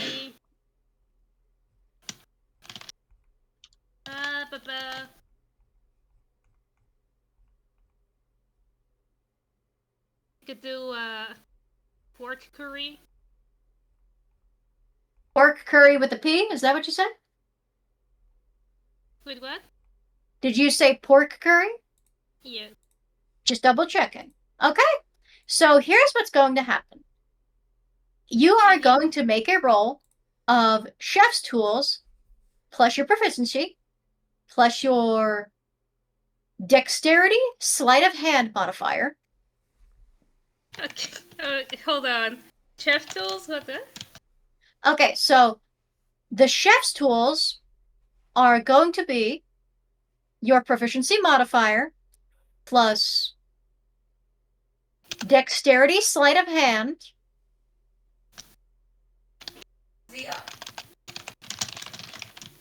And this is just going to be to see how well you cook it at first, plus survival. So this is also plus your survival. Lots of bonuses. I'm so scared. He's a chef, so he gets lots of bonuses as a treat. I'm so scared. Don't be scared.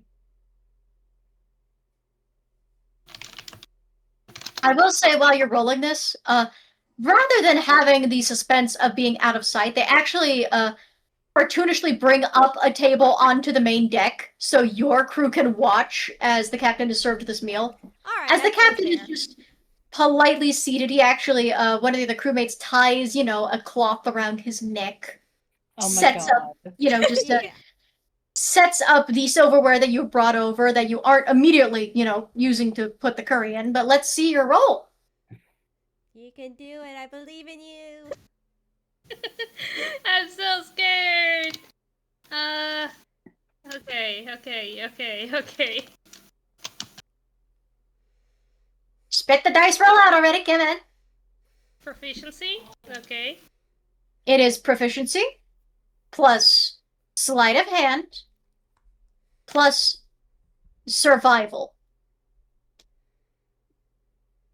And what do I roll at? D20? Or is Yeah. it just like... Yeah, it's a d20. D20 plus those. Yep.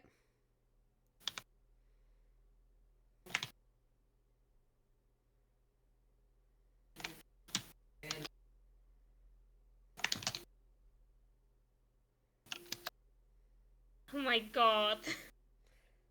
You have bardic inspiration. Well, no, you used it to reroll earlier. That's my mistake. Used it, yeah. Well, just because I'm using the tools, the cook utensils, it actually improves the favor above at 10, so... I'm also going to say, since you're a chef, you get to roll at advantage. Okay. I'm so scared. Roll it again! You can Ah, No, believe in yourself. believe in yourself. Dice gods will know you're nervous. You gotta be brave. another. How do you? Fucking 12. Ah, So, for the listeners, that was a 6 plus 3 plus 1 plus 2. And then again, 6 plus 3 plus 1 plus 2. Uh-huh. Dice gods were like, nah, you get to keep the same roll. No, I will give you the chance to actually see it changed. We're not taking a tie in this one. Alright. One more time! One more time. If it's a third Homard. tie. Hello. Yay! So, 20! Woo! you get what is essentially a Dungeon Meshi style cooking montage. The meat Yeah. preparation, the rice cleaning, the sizzling of the meat cooking, and this admittedly not necessarily greatest looking pan. You're gonna be so for real. A lot of the stuff that they cook with does not look like it's been I very have my well. own utensils. I can You have use your own. those. You have your own, but you do. But they have their own pan to use. And to be fair, you can't really fault them for it. There's no really cleaning the dishes very well on a voyage. It's not like Yeah, they come no. with a, Mhm. sink. They don't have a Yeah. porcelain sink and a bathroom in there. Not really. But the rest of the crew does not get to see the cooking montage that is explicitly just for you, as the captain, with all the grace of Captain Hook, sits at his chair, his hands crossed, and waits for you to skitter out to present it under that cartoon cloche. And as you come out with it, I will say there is that like cartoon smoke of perfection trailing the clothes you're holding. Yeah. That does have the rest of the crew kind of turning and following the scent with their heads as if they're still animals. Amazing.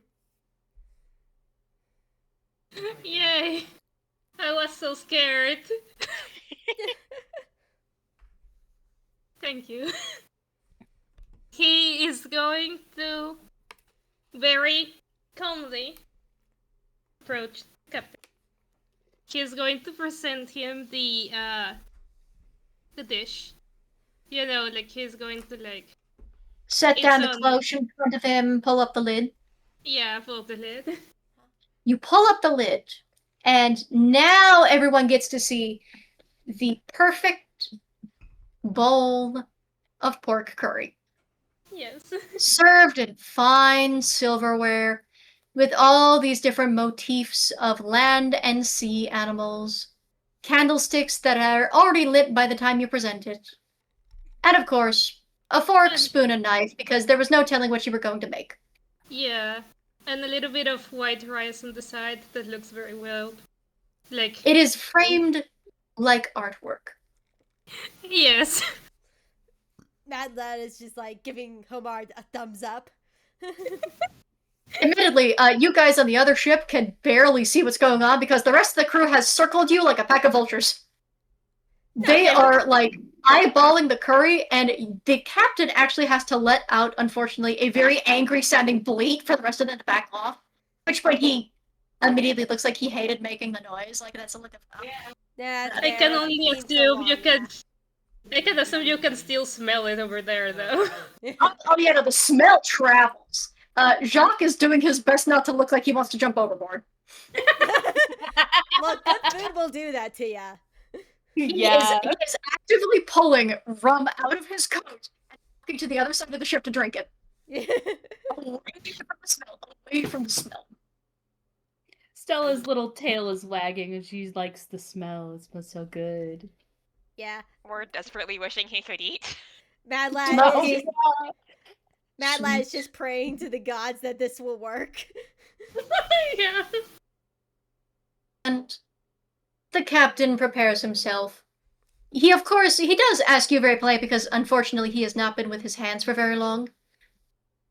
What would you call this dish? It is pork curry. I tried to make it traditionally on the Indonesian style. Indonesian? I don't believe I've ever heard of Indonesian. I believe it will be a delicacy for you. And what tool do we eat it with? I'd hate to disrespect the culture. Curry. He's essentially asking, like, fork, spoon, what do you eat it with? He doesn't want to look like a toon. He doesn't want to look like a fool. Again, to be fair, in defense of him, he's been a goat for several years who hasn't had hands. Makes sense. Yeah. Either fork or spoon will be. Generally, is preferably spoon. Then he will take that fine silver spoon that came with the silverware set, and he will get himself a spoonful of the sauce, the rice, a succulent piece of the pork which just melts right into the spoon. It does not take any effort to cut it away from the rest of the pork. Yes. As soon as the rest of the crew even gets close, he casts them a look, and they just shrink back into just like a little pile.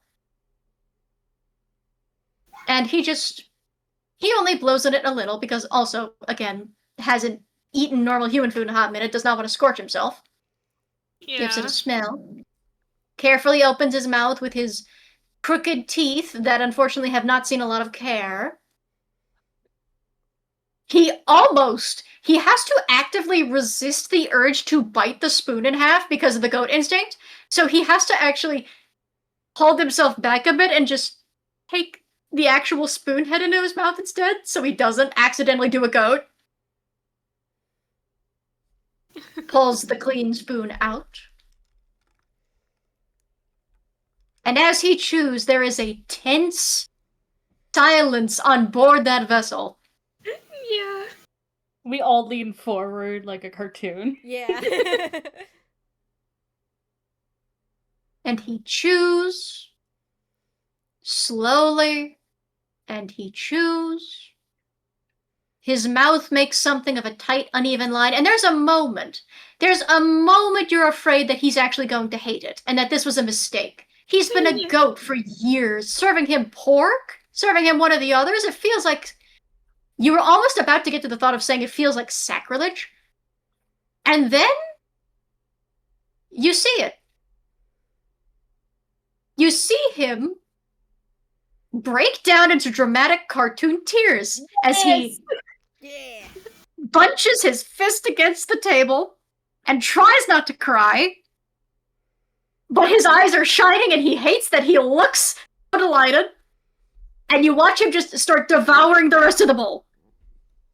It's not good. He was so scared, he was holding his breath. Yeah, Mad Lad released his breath that he was holding for sure. There is a point. He abandons the spoon and just goes face first into the bowl just to get the last of it. Which he does catch last second, unfortunately, just as there's rice in his beard. Poor guy.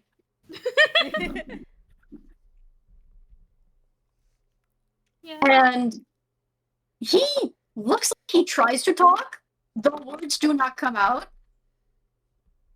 He's just in tears. He's just in cartoon tears. You've done the Food Wars anime thing. You have reduced him out of a good critique. And wordlessly, much to the rest of the crew's surprise, he quickly unties the sword and just tosses it into your hands. Just so he can clean his face up and just try and regain his dignity. He gently holds tight into the sword. It is... Would you like to describe what Homard is holding? I would love to. Alright, so this is a long sword with a broad blade. It's meant for slicing, not lunging. Its crossguard resembles tree roots or branches emerging from the leather grip. And there's little intricate engrave. I don't know what the word for engravements is. The word is engravings. Engravings, yes, thank you. Along the blade and into the hilt. It is a masterfully crafted weapon. It has either not seen a lot of battle, or is just incredibly well taken care of, possibly both.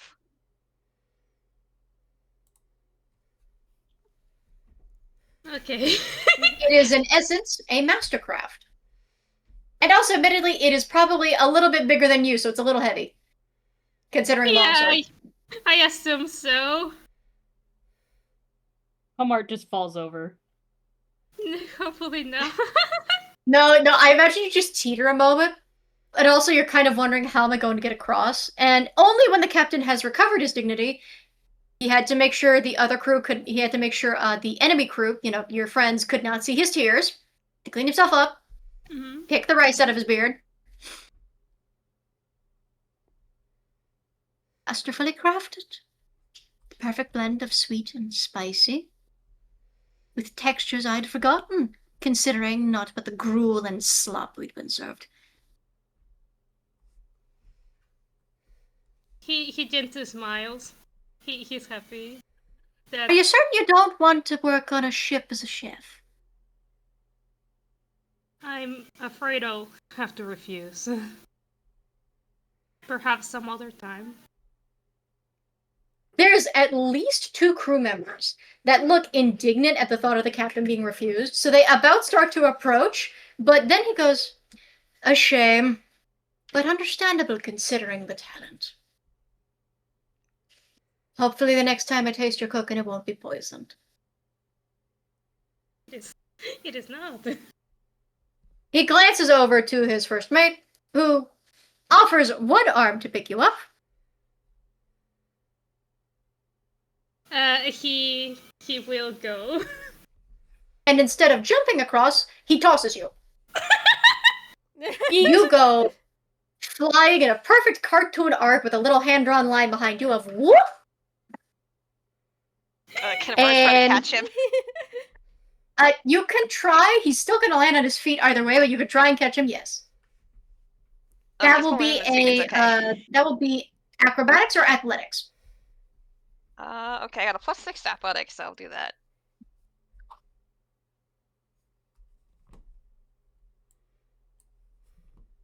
$22. It cartoonishly looks like you're going to fail for a moment, but that's just for, like, comedic effect. As you kind of start doing, like, a football run heading back, it looks like you're going to go over the side of the ship, but no. You catch him very expertly. There's no threat to either of you. Yay! He's gonna Nice. put Homard down, take the sword, make sure it's not, damaged or anything. Oh, the sword is completely unharmed in any capacity. The most you can see that was done to it was the fact that, because of the way it's made and, the lack of a proper sheath to it, it was very clearly at one point tied with various, it was tied with something that had been beaded. So the only thing you can see, and it would not even be considered damaged, it's very easily kind of buffed out, it's very easily polished off, is just the slightest scuff around the hilt from where the tying was, from where the beads were kind of constantly clicking. He's gonna take a second to polish that out before And it's like he puts it back in his never hammer used. space. Yeah, just put the fucking longsword in your hammer space. Sure, yeah, okay. That's where it belongs. It's where it belongs, but yeah, just shoving the big sharp thing and no, in my brain, just like, yeah, sure, that's fine. I just But, imagine still comedically huge band-aid on her flipper now. Yeah, comically large band-aid on the flipper. The color has come back. No. No? No. Fair enough, you just have a band-aid. Yep. The captain watches Homard fly over. He unties the napkin from his neck and goes, "Anything else?" Say that again, Mikey. Well, he says anything else, but you don't have to actually mechanically trade anything else. Because the other weapons are not necessarily magical in nature. Most everything is easily traded over, except Mad Lad, you've got a lot of guns. Mad Lad steps up this time. It's like, look, I would say Mad Lad look, I would like all my guns back. Those guns were handcrafted by me, similar to Homard. I am an artisan, but of the metalsmithing variety. They are indeed worth a lot of gold, which is why I bring this as an exchange. As he holds up the golden flower crown, this would probably have a good equivalent to the amount of gold it would take to craft pretty much almost all those guns. And especially if you definitely go to the route of not selling it outright to melt it down for gold, but if you go to a jeweler, it will probably even get you even more gold. However, I am one who goes to Buccaneer Bay and Inkwell regularly. I am more than willing to also... Buccaneer Bay is still functional? Oh yeah, very much so. Are they still at war? As far as you've been alive, you have not heard of it being in a war of any capacity. What does he mean by that? I will say I never heard of them ever going to war in the first place, but they are right now in peacetime just to make things simple. Oh, well, that's good. Suppose we don't have to worry about the Navy then. He's glancing to the others, and the others are, most of them are looking relieved. A few of them are starting to kind of try and count on their toony fingers of how long have we been gone? Yeah. I can also say I'd be more than willing to also give a merchant's discount if you were wanting to give me some gold when we get to Buccaneers Bay to make more guns. But those in particular were made few of them were made by me. Few of them were gifts from people who I hold dear. So Mad Lad, Winona. Yeah. Quick question. Mm-hmm. Is a 19 enough to recognize Mad Lad? I mean, in what way, shape, or form are you speaking of? So, on the surface, yes. But depends on what they're saying. Mad Lad is a pirate that is speaking to a pirate. Yes, very much. Then yes, he'd be instantly recognized as a pirate.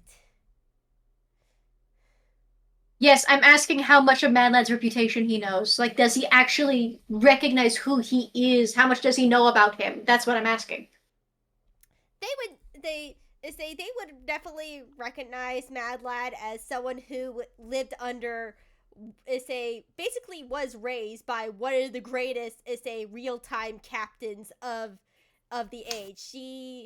Captain Azura was basically the queen of her, pirate territory, which almost included a government. And basically, even though they probably don't know how much training, they could probably give a good guess that he's been under her for at least his entire age, which he looks to be like 12 years old, almost teenager. But they would also know him to be also good at metal smashing, because Azura is known to have a tight crew that basically can do anything by themselves. So a jack of all trades sort of situation.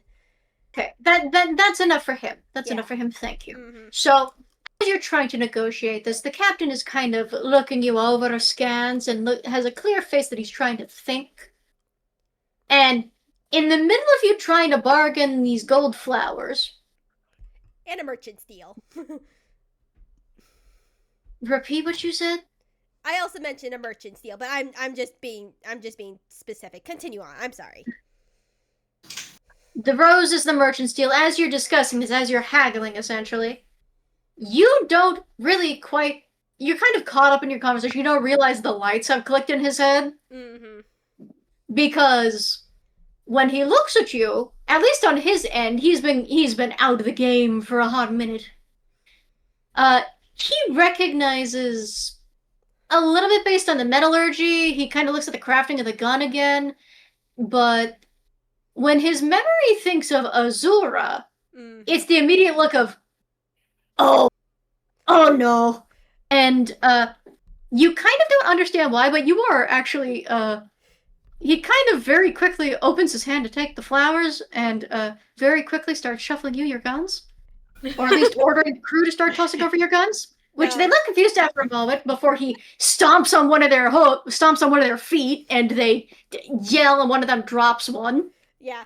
I will also say, just as for the people listening in, there is actually a side story to Azura that definitely almost every single pirate know, that some idiot is a police officer actually not accidentally, but pretty much accidentally, almost purposely, captured Mad Lad and tried to hold him ransom in a city. But Azura literally burned that city to the ground just to get Mad Lad back. That is her son. She's getting him back. God. Jesus fucking Christ, I'm so glad we don't have to deal with that Nightgirl. I'm so glad. Yeah, They do not know it, but she's technically retired now. He's like, my son's. I mean, to be fair, he's been missing for so many years. He's so out of loop with anything going on. He still thinks Buccaneer Bay is under siege. Yeah, but yes, Mad Lad takes this like gives him the gold crown, takes his gun back, and like he will still hold his honor. If they like mention like trade and metalworking back at Buccaneer Bay, he does give a bow. Easy bow, say thank you, and I'll hopefully see you in Buccaneer Bay. As he starts putting away all of his guns and weapons. I was hoping we see each other on better terms. The captain is the one that bows the deepest. The others are only following along. They are, again, utterly confused, but the constant side eyes he gives them of "Don't you fucking start! Don't you fucking start!" Because it's mostly just like, it's in the midst of Mad Lad's ramblings, because firstly, this guy is older than you are. He clearly would not have been around ever since you were born. Like, he doesn't know you. But it's as you're rambling and the whole mention of the Azura bit, that's the part that clicks and goes, uh-oh. Oh, this is an oopsie. Oh, we shouldn't be here. Uh-oh. Yeah. So, everybody gets their stuff back. No further trading needed. Literally, as soon as the name Azura gets recognized from Mad Lad's part, the trade is so easy. So, the rest of you get your weapons and goods back. And then comes the time to trade ships. And the Muppets kind of look for a moment and go, "Are you sure we can trust them, kiddo?" Mad Lad gives a nod. Based from what I've known of him so far, I think we can trust him.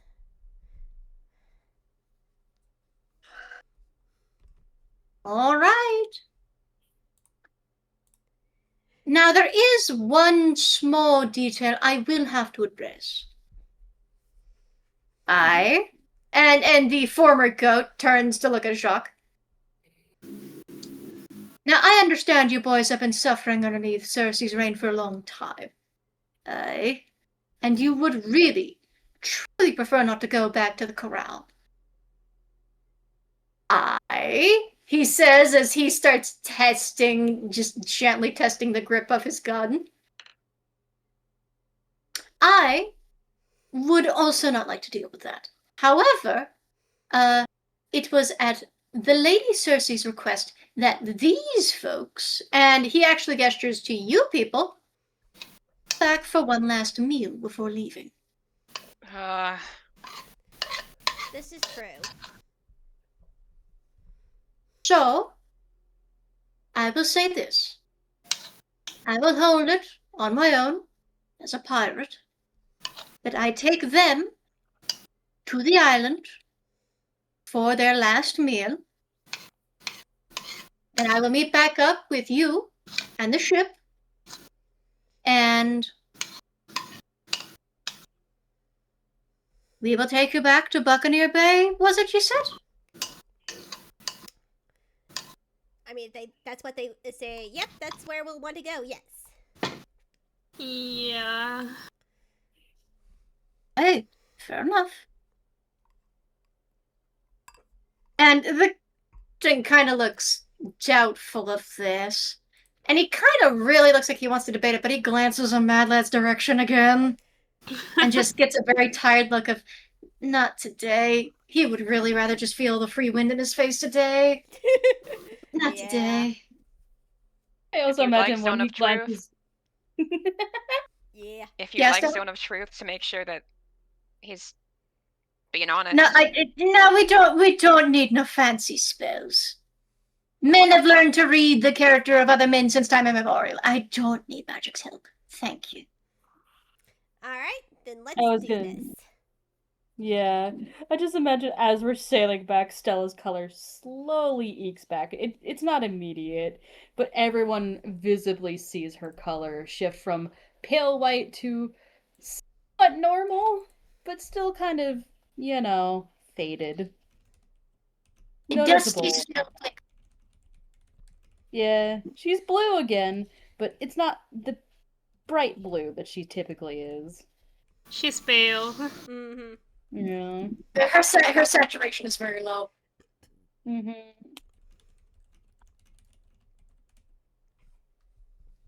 Understandable. But Yeah. Coco will keep her company as slowly but surely, and I say slowly but surely as if that ship isn't the fastest thing on the water, Jacques will bring the rest of you, new material, back to the island. Yeah. Probably while say sailing back, Mad Lad will probably have one question for Jacques, just out of curiosity. He probably goes up to him like alone. He's like, "So, you don't have to answer me, but that's just more out of curiosity. How did you get an immortal deal by, say, the Raven Queen?"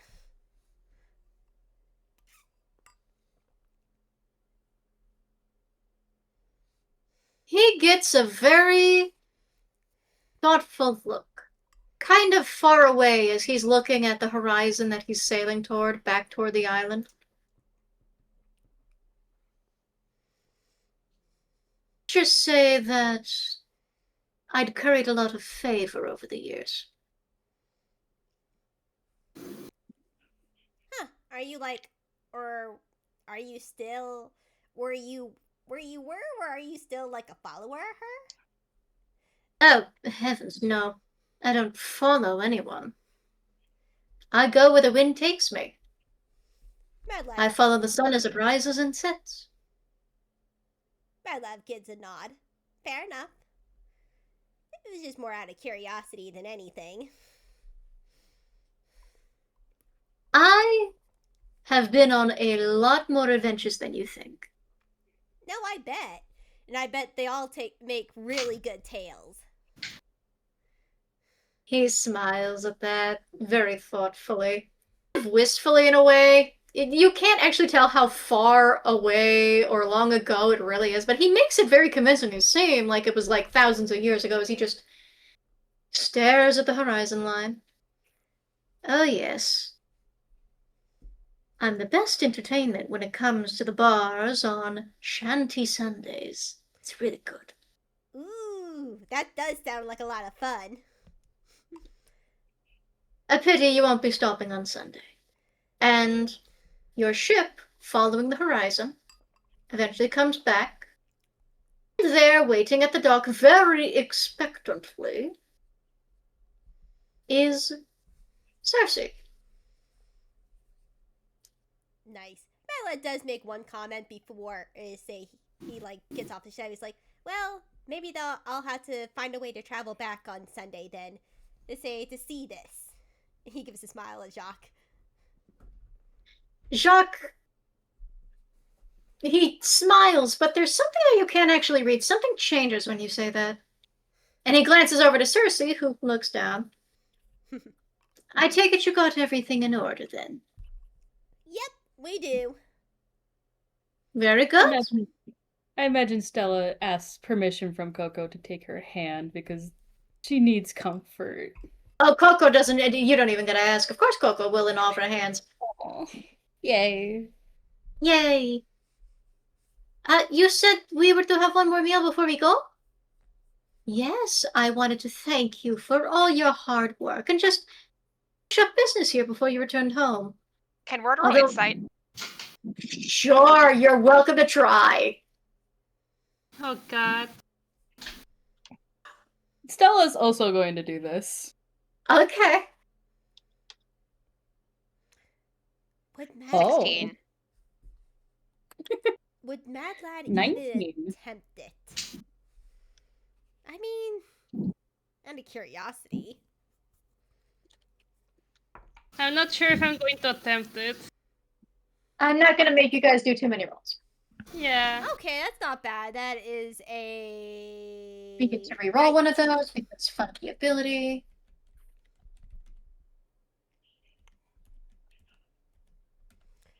+3, 19.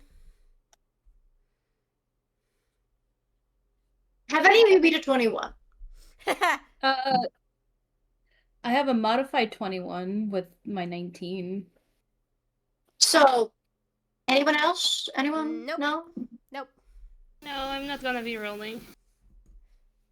Okay. If you did not bypass or at least meet 21, you failed. She just wants to see you off. It's really a very sweet offer, and she clearly seemed very torn that she even has to have you leave. Marshall. Marshall. Stella. Yeah. Yeah. So, remember how you had to do so much bargaining to get the map to get there in the first place? Yeah. And how Cersei doesn't tend to like folks visiting her island very often, as much as she wishes she had more friends? Yeah. You get the feeling there's something more to this last meal than meets the eye, but you can't get what that feeling is. Stella smile. It's nothing threatening. That much can be No. clear. Stella gives Cersei a smile that's like slightly smile of like, I know, I see you sort of smile that's like, I see you. It's like she acknowledges that like there's something more to this. When Cersei turns to look at you, you are the only one that sees there's a little bit of sadness to her eyes in a way you can't place. And she turns and goes, if you follow me, we'll serve you your final meal before you head off. We all follow, I guess. Yep.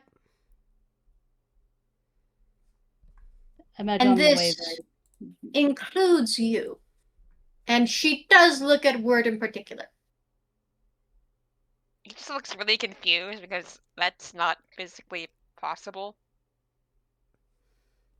Yeah. I've tried.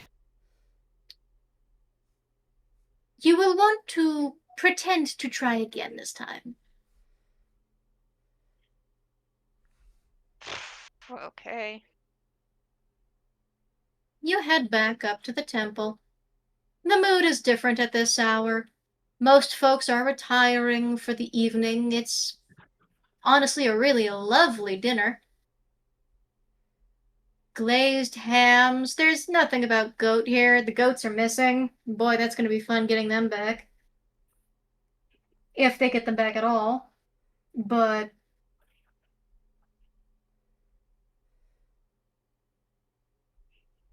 the rest of you are served your plates. Word, you also get a plate, but your specific instructions are to at least pretend to eat enough that the food meets, meets your mouth, essentially. This is certainly not scary at all. It is a request from the hostess, which means you should be inclined to listen. Mm-hmm. Can Word cast something without being... I don't know if this is actually something that can be noticed. Unless you have something like Careful Spell as a sorcerer, it No. will most likely be noticed. I mean, at most you could try to stealth it, but I don't know how good Yeah, that... You can stealth it for everyone else. It is not going to work on her. I was gonna say, yeah, I probably wouldn't try anything right now. You are going to want to trust the DM here. This is for plot significance. Play along. Okay. I'm so scared. Because Word's sus alarm is like going off. It's like, why would you ask him to try to eat something? I'm so scared. So everyone participates, correct? Yep. Yes. Yeah. For those of you that are able to eat, you eat. For those of you who aren't able to participate, you pretend to participate. And as the food meets and passes your lips, I would like everyone in the party not to tell me what they roll immediately, but to roll me a wisdom saving throw. Oh Fuck. no. I had to Oh really... no. Now, I am going to say, this is not a threatening roll, but you are not going to tell me what you got yet. Are we allowed to add our modifiers to this? I mean, you're rolling a saving throw, so yes, you add your saving throw to it. Alright, I Okay, got my number. My I'm brain not- shut off for like a second there. so- If you're proficient in a saving throw, you add proficiency, right? yeah. Okay. Yeah, like I- it will have usually a mark beside your like particular stat. Yeah. Say on the left if you have a saving throw. Yeah. Oh no. At least Mad Lad rolled decently. Hold on. The way Word was like pretending to eat, it was like more of just like took like a tiny bit on his fork or whatever and like put it in his mouth, and it's like, okay, well, I can't swallow this, so it's gonna sit there. Well, you don't have to. It's on contact. Mm.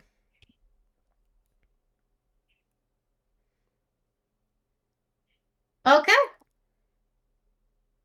So none of you beat the number.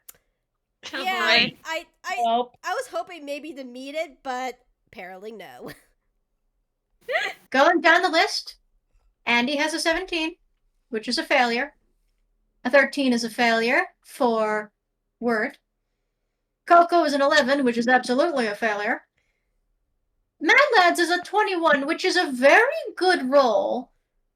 But against a concoction like this, unfortunately, 21 isn't going to meet it. Okay, I have say after you tell say again. What was the number to be? I am very curious. You would have needed to beat a bare minimum of 26. Damn it. Oh, Wow. God. Yeah, we're not doing that. Yeah. And Meg, so Coco's funny little companion, that definitely has nothing going on, rolled a 15, which was also a failure. So allow me to please describe what happens. Mm. Well, I didn't say my number yet. Your number. 11, same as Coco. Oh, bless your heart. So, let me adjust my seating position here. You participate. You partake. You pretend. Now, the thing is, you remember having the meal. You remember going to rest. You remember getting your things ready and getting ready to leave and meet up with your companions. You remember leaving the island.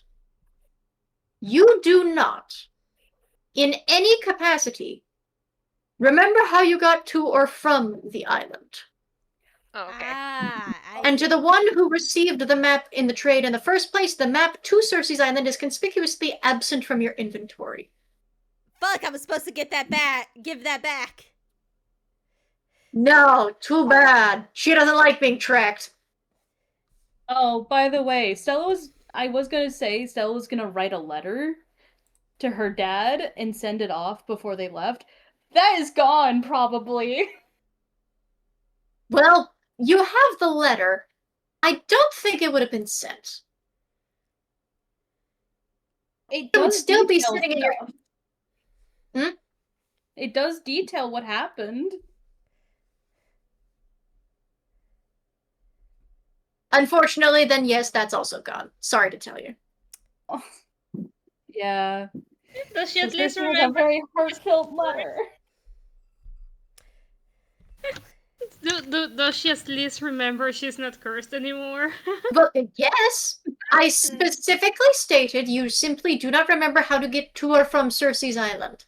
Okay. Okay, and Fair enough. would Mad That Lad, is the only memory that is gone. would Mad Lad recognize this is probably this like just naturally? Would he conclude, "Oh, I don't remember the way back." That's probably Cersei's doing. I'm gonna leave that up to your imagination and interpretation. Yeah, probably Mad Lad would probably recognize that. He's like, I'm gonna still have to go back to the go back to the lady to tell her what's up. But at least I know it's not Mad Lad is a man of his word. If he said he would do something, he would, but unfortunately, he had no choice in this matter. You don't get to do shit. Sorry, bestie. Yep. Continue on, please. Your ships eventually cross paths. And as you cross paths with the Muppet-born vessel again, this time when you actually go broadside to broadside, there's the boarding plank. The former goat crew goes over to Jacques' ship. Do you stay on Jacques' ship, or do you go back to your Muppet-born crew? Go back to the Muppet-born crew. Aw. Right. Ward really wants to stay on the ship with the other guys. It is a cool It's faster. It is a cool ship, but we don't know if they're going the same way as we are. Yeah. We're both going to I the same doubt place, it. aren't we? I didn't hear what you said. We're both going to the same place, aren't we? I don't know. You probably had to ask them. The Muppet board. I assume you stop one of them as they're going across the boarding plank. Yeah. I careful. Okay, listen, lad, come here. And the one whose ear you happen to pull kind of shuffles on the board, careful not to fall in the water. He's talking to Mad Lad. Oh, Mad Lad. Sorry. Mad Lad is like, ow, you don't need to pull my ear. Ow, ow, ow, ow. I'm not. Alright, just listen, okay? Gotcha. Jacques got to deal with Gerkie. He's probably going to be having to bring them back to her island, alright? I don't want that to happen. Nobody wants that to happen. If we go with them back to port, we don't just get there faster. We make sure that they can all get off, and he doesn't have to track them back to port like right away. You know? I mean, I'm okay with doing doing that. They technically escaped their island, but it would get us faster. Yeah. If they'd be agreeable to it, we can leave now that the Muppet Born fully have their ship, they can go back on their own. Right, exactly. If you can get the captain to agree with on that, I'm fine with it also. Yeah. Jacques, who is supervising who is coming to and from his vessel, pauses and smiles at you. Aye. you good if we come with you to port? Back to Buccaneer Bay? Of course. Alright. Alright, then we'll go with go on his ship and we'll get there faster. Oh, you're not coming with us? And that's the other captain. Yeah, Big sad eyes at them. we would unfortunately we have some unfortunately we're racing against the clock right now. But I will make sure to give your first rounds on me once we get back to Buccaneer Bay. That is sensible. Your boat is a lot faster, Captain Jacques. Jacques does get a little bit of a proud look at that, because of course it is. There's no denying Yeah, it. but Mad Lad does And also, she said his name right. Yeah, Mad Lad does reach out a hand to properly shake the Muppet Board character. It's like, we really do appreciate everything that you have done for us, and I'll make sure the first round's on me when we get back to Buccaneer Bay. But unfortunately, this is a matter of, unfortunately. Oh, well, you don't have to explain it. A simple no would have done. And he reaches up and shakes your hand. It was good sailing with you. I don't believe we're going to be able to drink with you, though. We have to get back and perform.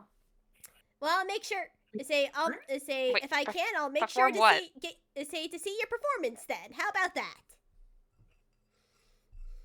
Well, we're performing our interpretation of Treasure Island. We're dressed up as sailors and everything. Are you guys not pirates? Like, not actual sailors? No, of course not. Stella looks at Coco. Didn't you hire them? I did. They were very convincing in the hiring process. Honestly, Well, yeah, we can they sail. are. So we have that. You guys do a stellar job. We were convinced. Yeah. It's just Wow. nods of appreciation in the Muppet crowd. Actually, Stella goes into her hammer space and hands the captain a card for the ground egress. This is my theater troupe. If you ever want to come and visit my place. Oh. Oh, well, that sounds delightful. It's not often we get to visit other theaters. Yeah, it's a traveling troupe. So are we. We'll see if we can stop by. Of course, we have a very busy schedule as of late. Still, hopefully you have a safe sail back. Break a leg. Break two while you're at it. And he takes the card. He actually passes you his own. And the little card on it, you actually don't read it until you're on your vessel. You don't even need to roll. It is a very simple card for the most surprising name you have yet to see. The Muppets Show. Oh my It's god. Muppet- it is Muppets with a B. You do not need to roll in the slightest. It is a Inkwell famous traveling Muppet performing troupe. They were the pioneers. You just met pioneers. Damn. Look, Mad Lad doesn't follow theater stuff, so he would be absolutely surprised. But honestly, I love this. This is hilarious. Well, Stella's the only one that knows. None of the rest of you do. No, Yeah. it's fair. It's amazing. Peak. Also, So- I love that. Yeah? I have to say this. I love that Poetry got the soul jam and immediately gave it to Stella. We got cooking ingredient. She doesn't even have it anymore. No, you decided to give it away to a former goat turned pirate. We'll see how that works out in the future. You can remove her from your inventory, by the way. Yeah, Yeah, I'm doing that. Mm-hmm. Yeah, I almost forgot about that gold flower crown until I looked at this fumble chart. I was like, oh yeah, I technically have that. You gave the flower crown up, but still yet. So the rest of you board the ship, and Jacques brings everyone back to Buccaneer Bay in half the time it took to sail out. I am not going to roll him survival checks, however, it is a slow 2 or so days. Fair. It actually takes, you don't actually go through day and night montages.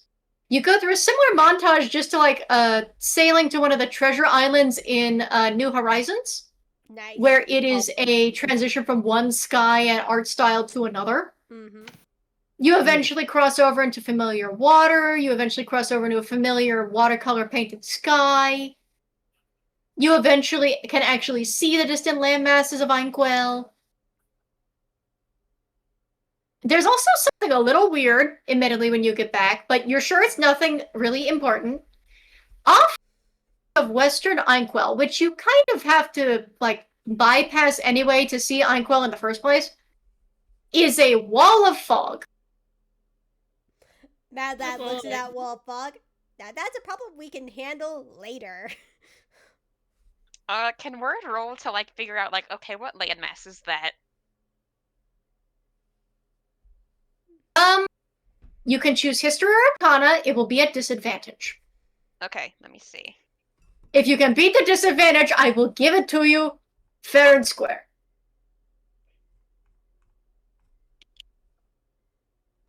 Alright, so that's 2d20, because I don't have any bonuses there. Yep. 9. Oh, not 20, darn it. I feel so bad for you. Disadvantage There's- to the bitch. There's a moment in the back of your mind as you're trying to look at this fog wall. Because firstly, when you try and think of fog, you try and think of the system it's following, what causes it to form. You try and look for clouds, storms, anything in particular. And on the one hand, there are dark clouds over where the fog is. But the thing is, the weather's not moving. It's not leaving. So instead of slanting at an angle or drifting along the ground, the fog wall, and by extension the dark clouds, remain stock still. You can hear the sound as the ship kind of runs alongside it, which is clearly the sound of like heavy rainfall inside, which would denote a wall of rain, you would think, but this is fog you're looking at. It's dense enough you could probably Scooby-Doo cut a donut out of it. And you think, for just a moment, there had to be something in Inkwell's history shrouded in mist and myth. And you try and think on the tip of your tongue, and you almost have it, but as you drift past it, it's gone from your mind. There's almost a moment, I will say, one strangely haunting moment as you're sailing alongside the fog wall, where you are sailing alongside another ship, or at least adjacent to one. It doesn't seem like they're going to the same destination, just that you see another ship. And because of the way it's shrouded by the fog and darkness, it looks like a ghost ship. Similar in style to yours, which is Jacques, which is terrifying. Still inhabited looking, and yet no acknowledgement of your existence. No sound of orders being barked out in the weather. Nothing. You could easily just be looking at a mirror. And this distracts you so much that the thought you had on recognizing the possible idea of the place disappears from your mind entirely. It's gone. Oh, that's uncomfortable.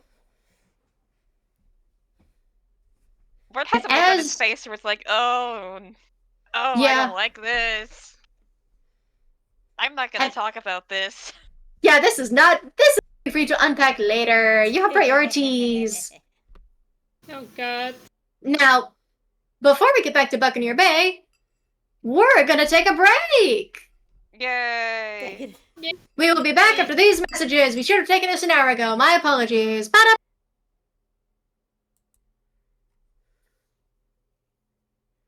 As we make our way back to Buccaneer Bay, ignoring the haunting sights through the strange wall of mist off the distant coasts of western Inkwell. The ship, you kind of expected to draw more eyes with the fog, but the fog actually disappears behind it as it approaches port, which is rather odd.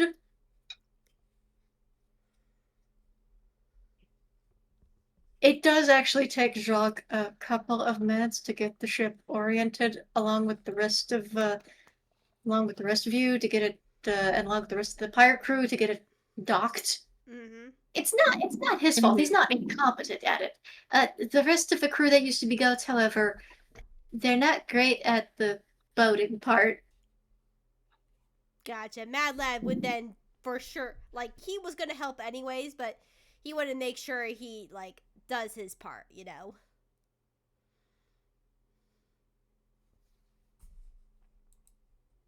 So, as you get to port, eventually the board is lowered and you are politely dismissed. The crew actually are the ones that leave first.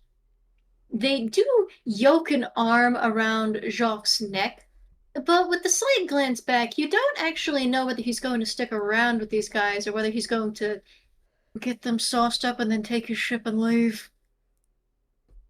Fair. It's at least out of our sort of hands now. Like, they are at port and they are technically safe. Whatever they do now, it's their own sort of consequences, you know? Literally, the last thing Jacques tells you is, try not to die out there. With a little strange salute of fingers against his forehead. Very loose, very casual. And the captain's still around on the docks? The captain watches the rest of his crew just clamoring to look around, figuring out if they want to go to a bar or a shop or what have you. He's kind of just... He stands kind of just on the pier, on the wood of the dock, and just takes it in for a moment. He kind of looks like a fish out of water, but not in a bad way. How's it feel? I will say, it looks much better. When last I'd heard, it was under siege. There was a company that wanted all pirates eliminated. It was a terrible thing. They had control of most of the continent. Buccaneer Bay was one of the only free ports left. It was under siege constantly. We didn't know if it would still be there when we got back. But we just had to do another rum run, just one more to make ends meet. And he reaches up and he rubs the bridge of his Roman nose. Well, at least now you know that it's all back in order. And you're free. For now. Bit of advice: if you're not, I mean, I know what it's like to be kind of out of the loop of everything around here. Bit of advice: Lad, before you can actually give the advice, he actually walks over and he sets one hand on your shoulder. I have washed up in more parts, having forgotten so much of myself than you can possibly imagine. I've done this a lot. I'll get back on my own feet in my own way. You don't have to worry. Have you ever seen a movie? Puts his head and he thinks a moment. I think so on her island. She built something around the time those were invented called a... Well, no, she didn't build it. She essentially added a roofed theater to the amphitheater. And made it so that these moving pictures could be projected. She still preferred performances on stage by costume and mask, though. The moving pictures were more situational performance pieces and special occasions.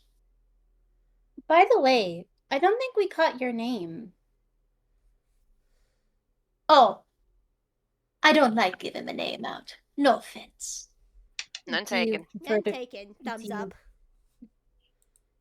I'm just gonna call you Captain Patches. Gestures at his coat.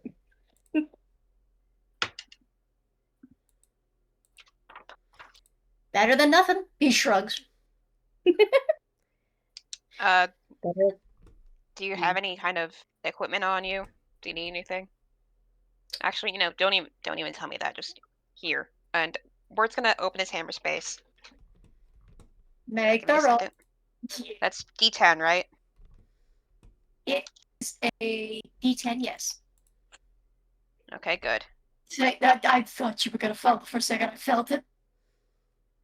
And he's going to give him one of the swords that the crew had taken hold of. Not that one. Not any of the ones that he really, really likes. Of course, not the magnum opus. Mm-hmm. Of course not, never. That one's never going to leave his side. But it's still one that he's made, and he's very proud of. Mm. Well, he's proud of all of his works, but, it's a longsword made of silver, so pretty ordinary for what he makes. He looks it over with a keen eye. It's nothing like the other one, but figure it might serve you well. You Could know, sell it's it if fun. you want to, but Oh, no, I wouldn't dream of it. It's the funniest thing. I actually love silver. I never quite got what the newfangled obsession with gold was. Last I checked into Ankh, it was all the craze. That's all anybody ever paid for. Never knew what happened to silver, copper, electrum, platinum. As far as anyone else in the party knows, gold is all you have ever paid with. You've never heard of anyone else using anything else here in Nyquil. Yeah, Mad Lad shrugs. Like, I mean, we still use, at least, silver and copper. Platinum's a little bit more rare, but if I can put a good word for you here. I can definitely make sure you guys get set up well. Oh no, Stella's no, just- no, no, no, no, no, no. But yeah, as you were saying on Stella, because he's declining Mad Lad very, very gently but firmly. Absolutely Stella's not. just like got a flipper under her chin, standing next to Coco, like, I remember the moon being like a barter system. We didn't really use money all that often.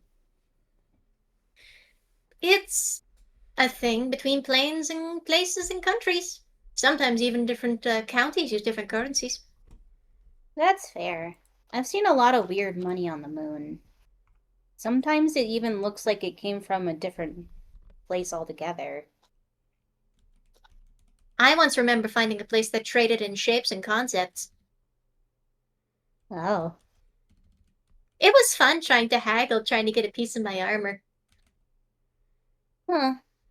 Word nods as if he understands. Maybe he Just- does. Nods in sage understanding. Farewell. Yeah.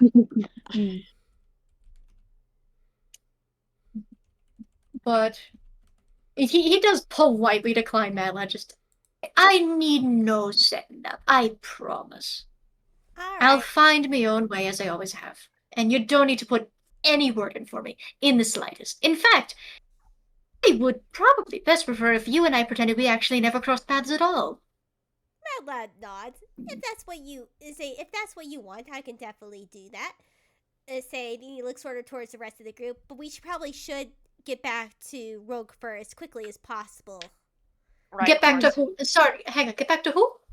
A friend of ours. It's the reason why we traveled over to Cersei's Island so quickly, but I can tell you later when we're at the tavern. Come on, guys, as Mad Lad sort of like tries to hurry up the rest of his party. So, Yeah. yeah, the party follows, and as you follow, you don't get to process. He does get a look of recognition when you try saying the name. And oh. as you turn back, the screen kind of lingers on that as he gets kind of a grimace on his face.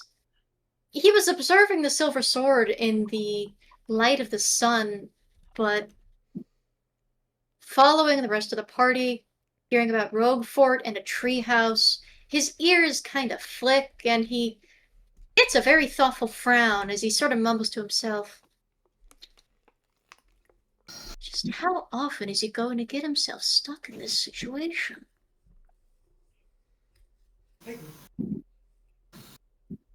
imagine as they're traveling along, Stella just like starts yapping to Coco about, you know what, about her dad. He's just like, hey, like trying to like make conversation about them talking about their fathers.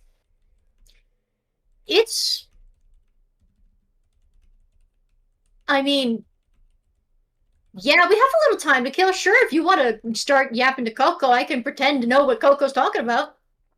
No. It's like it's above board. Like we don't actually have to do that. Okay, that's fair. That's fair. We can just She talks very fondly of Rogue Fort to a point. It's clear she endlessly loves him and loved the family that she had. Emphasis on the past tense, because there's after a certain point where you can't really tell how accurate the memory or recollection is, or if it's maybe like tinted with nostalgia or distorted by time, the Feywild childhood memory, the fact that she's apparently been dead for a while and has only, come back to the land of the living not that long ago. Fair. I mean, clearly the cookie body has aged very quickly, but it's like the stories she tells are stories of. She tries to tell you what she recalls, and she recalls life as a young lady in a pleasant house. She doesn't really remember her other parent all that much, whether they were a mother or a father. Roquefort was always Papa, though. This was universal. Roquefort did not like being called anything else. He was Papa. He didn't even like being called father. He felt it was too formal, which is why older brother called him father out of spite every time.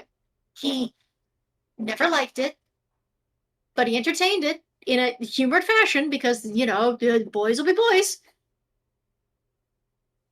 And there's a sort of bittersweetness when she realizes that the way she's worried over Boogfort mirrors how she's seen some other folks get worried. And it's not just Mad Lad that she means here, or Word. She's, of course, talking about others. This also includes Otto, who hasn't been seen in a while, and other folks. And knowing that there have been different stories of him making friends in places just to eventually lose them, or do something to just lose track of time and be stuck doing work forever until the day he dies, it's been kind of sad seeing him so unintentionally easily making friends that would just fucking die for him, and then him being like, oh, well, we just have to stay co-workers. I have to leave for their safety. This is clearly going to stay professional, and it's not going to affect me in the slightest, and every fucking time it does. Every time. He's never resisted it. Not a single time.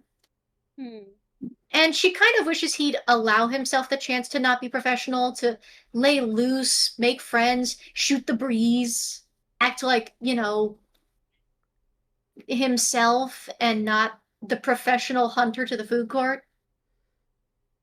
And she can only hope that the team will maybe help him get there. She doesn't know how it's going to help. Just, she hopes it helps. Yeah. When Stella starts talking about her dad, Sirius Onetz, his name is kind of a pun within itself. He is the least serious guy you could imagine. He is a jokester. The thing that Stella and her dad share is their class. They're both bards, but in different ways. Her dad is a jokester. He makes puns and is a stand-up comedian. That is a wet sandwich. I'm sorry, continue. I'm sorry. I was going to pick up my food. I was like, oh, the bread is soggy!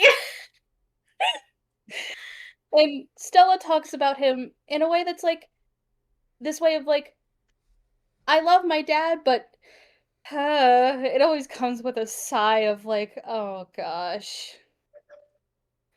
The size of an older sibling that's like long suffering because of him. It's not of like a groan of like, I hate him, but it's a groan of like, this love that's like, I wish you wouldn't. Funny thing is that actually makes her look a little fonder because, believe it or not, she says that it used to be a goof too. He actually regularly likes making food puns and jokes and little clips, and nobody but his spouse liked them in the slightest. It embarrassed everybody else at the function. It was a humiliating thing, but whenever he was alone with the family, it made his lover do nothing but snort and giggle, and it was like sunshine in the room. Yeah. And just to hear him stop making the bits made her miss it all the more terribly. Stella talks about the fact that her dad finds new ways to make up a pun nickname for her name being Estella, probably the first time Coco has heard her full name. And her dad absolutely hounds on her. Anytime she sees him, he finds a new way to make a pun out of it. Somehow he's never stopped. It's endless. Just appreciate it. Gives one of those like long-suffering sighs, almost like an old fucking lady. Just pats Stella's stuffed little shoulder and just like teasingly tells her to appreciate it while it lasts. I know. She's gonna miss jokes when they're gone. I know, but Stella just like makes this gesture of like she loves him and she appreciates everything that he does, being a single parent raising 2 kids. She can only imagine the stress that this man is under. She knows that she was a handful once upon a time, which makes Coco really confused that Stella was a handful. No, she can believe it. What? Of course she can believe it. Are you kidding me? You were looking at Coco being sweet and polite. Coco, when she was an itty bitty baby, she remarks, her mother was almost convinced that she had not been born a little girl, but that she was an imp in disguise. She didn't try to get her exercise. She immediately kind of assures that, and this is, you don't need to insight check that. That's very clearly a habit of, she didn't try to exercise me. Push me fiends. She didn't try to exercise me. She's nice. She's nice, I promise. But she does have to clarify that she didn't change her behavior, but at one point, it started straightening her out when she would, when her mother would do these pretend maneuvers of, oh, well, this is how we banish imps, and it would chase her off, which would be all fun and good until she would feel lonely and would eventually come to Mom and be like, Mama? Yes, dear. I'm done being an imp. Okay, dear. Would you like your dinner now? Yes, please. Aw. Yeah. Stella talks about her mom as well, but like her mom was an artist and would always like sit Stella on her lap and let her watch. That's what she remembers the best, is just sitting on her mama's lap and watching her paint. And her dad coming in and just like making the upwards of 20 jokes in a sentence somehow. And talks about like the fact that her dad has never gotten tired of making new jokes, and he always like, when she still lived with him, she would absolutely like give him fuel to the fire. Especially Okay, like, you're going to be very upset. oh, I what? imagine you get to the treehouse as you get to the fuel to the fire bit. And as you get to the treehouse, you see something strange. A small row of people politely standing outside the treehouse, in uniforms, waiting. Go freezes. Okay. Oh no. What's oh no? What's oh no? They're here. Okay, I got a plan. I have pass without trace. We can sneak past them and find Roquefort. I don't think when they start, one of those in uniform that's standing in a line outside kind of turns, raises a hand and waves. Smiles awkwardly. So I will clarify. What you see standing outside the treehouse are 3 individuals of varying art styles and appearances. Technically, there would be 4. There is a conspicuously empty space for a 4th, but the 4th is not there. Mm-hmm. And of the 3, you see, in order, one of them is another cookie with piercing red icing eyes, red drills for hair, and very kind of gothic huntress gear on. Kind of looks like Coco, but wrong and inverted, but still cute. Evelyn fucked up Coco. And she has a jar with 3 dead sprites in it of varying colors sitting at her hip, along with various other charms of fairy and anti-fairy nature, and a firearm, which she is still holding like she is in the military, waiting for orders.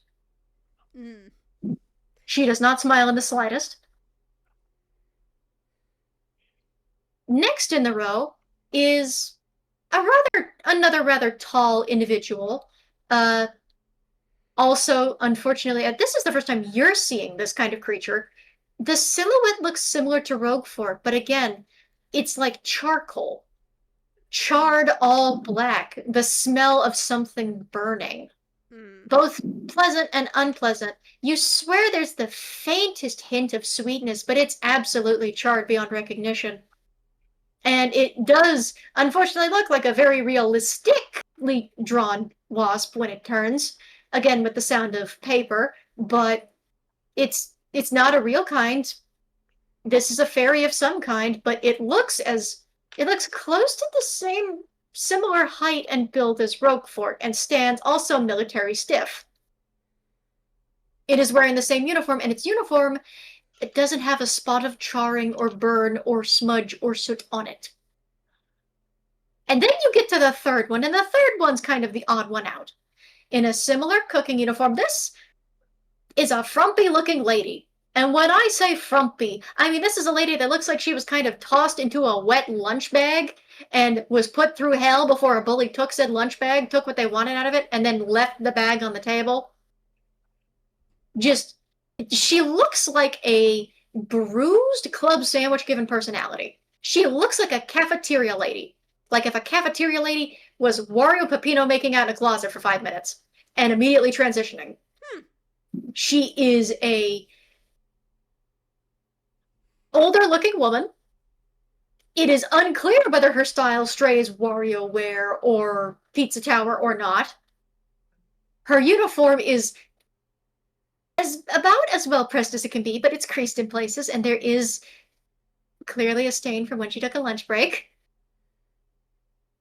And although she is trying to maintain stiff posture, she is visibly sweating. She is the one that waved, for the record. Ah, fair enough. Yeah, that tracks. Yeah. I don't know. Homard is back. The second they came into view, like, Word almost froze up. Yeah, Mad Lad also. Yeah. Like his hands are kind of trembling a little bit. He's still moving with the group, but he's starting to lag behind a little bit. And it looks like he's breathing a bit faster. Honestly, Mad Lad's Despite not needing to breathe.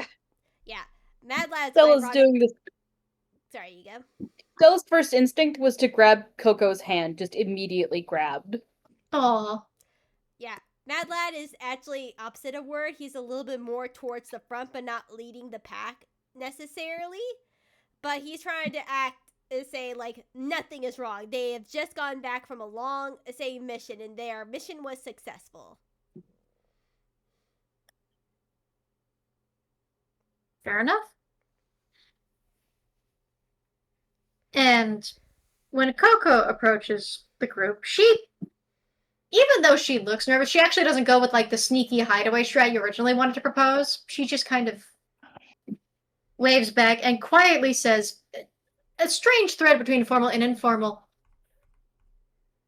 I take it you're the potential replacements? We! They all three answer almost in sync. Unfortunately, third lady's a little off, and the other two look at her as if she failed a rhythm check. She sweats more beads.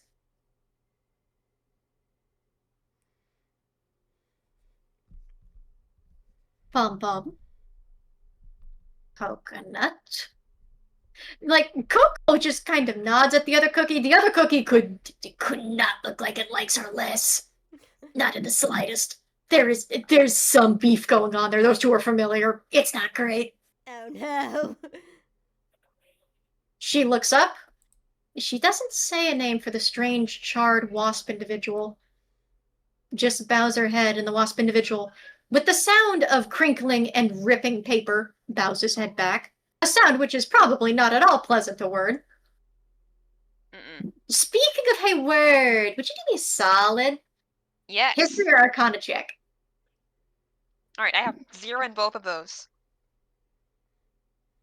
We'll see what happens.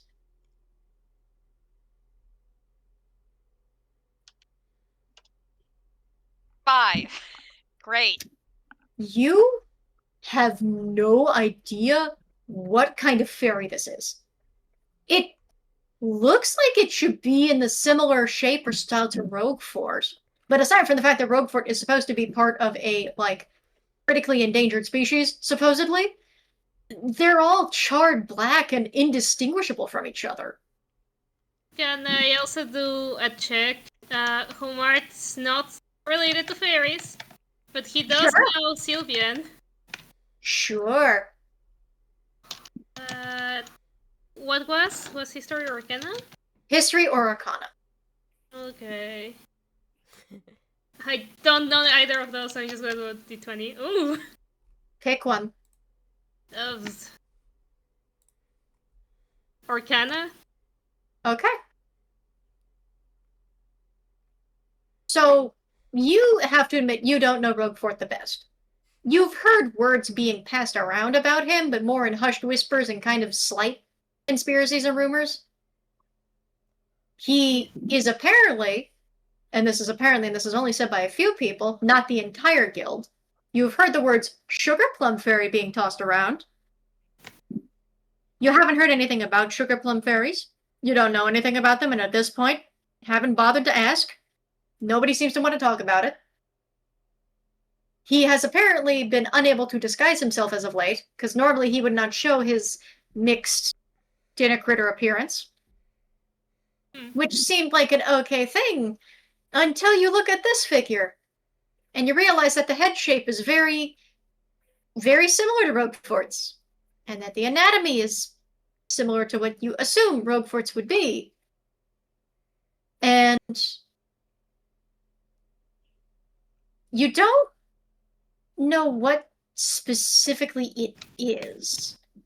But you imagine this is what would have happened if a previously sweet fairy had been burned and just left to char in the oven for a long, long time. If a sugar-based fairy of some kind was just left in the oven to char and melt, either hardening or breaking. Yeah, he understands how how ingredients work, so he's just like, oh. The smell is kind of an acquired taste. There's a way it could be seen as pleasant, but Like burnt the marshmallows? visuals, Yeah. the visuals ruin any chance of it being seen as like artisanally appealing. Like, the sad thing is, it's not like they move like they're a stain in the world. Like, it just moves like a uniform, military, guard, wasp bug thing. You know? Like, it's well behaved. It's stiff. It hasn't moved, aside from bowing to Coco. It doesn't even move to look at you. It doesn't even look like it's breathing. But whatever you do hear from it sounds like either slight warning buzzing when you get close, or the rustling and ripping of paper. Neither of which are particularly pleasant to a toon brain. No. Yeah. Honestly, the least scary one is just the little cafeteria lady looking weirdo, but she just looks like she's doing her best to behave. Honestly, Yeah. valid. Lady's trying her best. We're just looking like really uncomfortable, so we just gonna go right inside. Yeah, Mad Lad's gonna follow word. Oh. Or at least try to. Yeah, I guess Coco's gonna follow. I guess everybody going in. Homard did wave at them before entering. The cafeteria lady would have waved. The wasp would have looked with a sound that it's the whole crinkling and ripping sound. Yeah. It would be almost funny under a circumstance. You could imagine the grinding stone movement as it watches you go, but it doesn't wave. But the paper sound just ruins any comedy effect. Yeah. I have sad news for Coco because Stella's holding her hand. She can feel the temperature drop from Stella. Honestly, that is kind of grounding. Coco is trying not to dissociate. That's kind of good. Sure. I'm sorry, Stella. Sorry, Stella. Yeah, she is like the approximation of her coldness right now would be somewhere between like freezing temperatures. She's below 0. Which means her colors. I was gonna say that's a little bit painful, but Coco can cope with that. Well, it depends on her extremities. Her hands are not as frozen as her head currently is. Her hands are. It's like sticking your hand in a freezer for like a couple of minutes. Oh, girl. Oh boy. So, you head inside, and sitting at a table, with some paperwork sitting out, are 3 figures. One of which is Roquefort and his swarm. The other of which is another one of those black wasp-like fairy creatures, but this one is wearing a slightly more decorated uniform and looks a lot more formal and cleaned up than the other one. And then there's Ollie? Well, Ollie, if maybe he had a cold because his nose is very, very red and his face is very ashy looking. Mm-hmm. Above the board, you know who it is, but below the board, because of the deception score, that's just Ollie looking like he has a stuffy nose. Yeah. For posterity, Stella, while she's walking in, will cast tongues on herself. Would you mind telling me what tongues does? This spell greets the creature you touch, basically herself, to understand any spoken language it hears. Moreover, when the target speaks, any creature that knows at least one language can hear the target and understand what it says. That's good. I actually get to speak as the captain. Nice. Okay. So, the heads turn, and there is again that sound. There is no warning buzz. It is deathly silent for a moment before Ollie smiles, and while the other two aren't looking, he almost opens his mouth to talk, stops, pulls up the pad of paper, and then writes down very quickly and in very fancy cursive, "Hello, I see you've gotten back. Just in time too. Roguefort was just about to be picked up and dismissed. We were just finishing up the paperwork."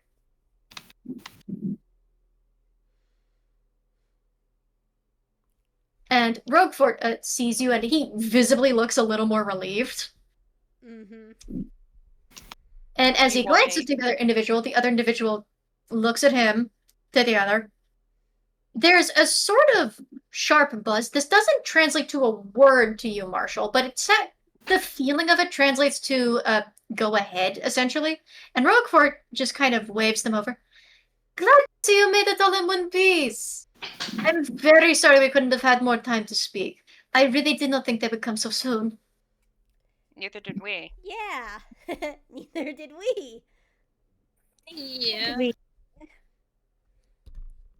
Say, Did- before you go, we'd like to see you off with some tea and stuff if you'd want. Yeah. Yes, I was beginning to wonder if you had found what you were looking for. I take it you have? Yeah. We have, yes. It's good. Well, we have a strict schedule. Now, I don't have the throat to necessarily replicate it, but the voice of the one that speaks is about as gravelly as a mountain, but not necessarily as deep. Fair. Just imagine a wasp's buzz put to word. And Stella, you are the only one that understands what he says. The rest of you just hear buzzing noises. She glances at him, like visibly, like her colors, like the moment she saw the others outside, her colors completely faded. So she is pure white right now. She has let go of Coco's hand because she realizes that she might gonna hurt Coco a little bit because she's gonna just perpetually get colder. And this wasp creature can definitely see everyone in the room can see that there's frost on her face and clothing now. Oof. All right. Who wants to make the tea? Look at, Homard leaves again. We just have gonna a say, strict- Mad Lad we will immediately looks at not be Homard. taking it. We have a strict schedule. I'm afraid we will have to decline the tea. Not that any of the rest of you understand, but as the figure stands up, they tap Roguefort, and Roguefort actually reaches up and goes, "Actually, Capitan, I would like to share one last cup of tea with them before I go. I would not like to leave so soon. It would feel very rude not to see them off without a proper goodbye. Would It it is not?" customary. Yeah, it is customary. You say customary, and it looks at you, and I am going to make a roll for it. And by you, I mean word.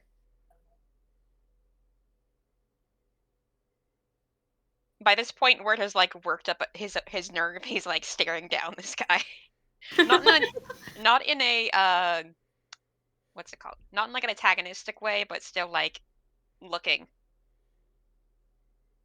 So that's a 17. I'd say that passes. How much would this fairy know about you on a 17? He would know what he is, but not why he's here, or where he's from, or the people he's related to.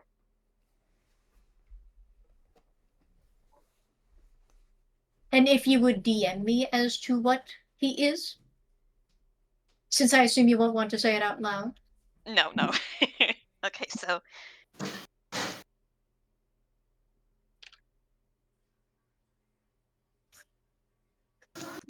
I also really wish algae drainage was not making one eye in particular water and burn at the moment. Still hate it. Still hate this. Despicable behavior of my sinuses. Every time. Always leads to one of my eyes getting fucking puffy.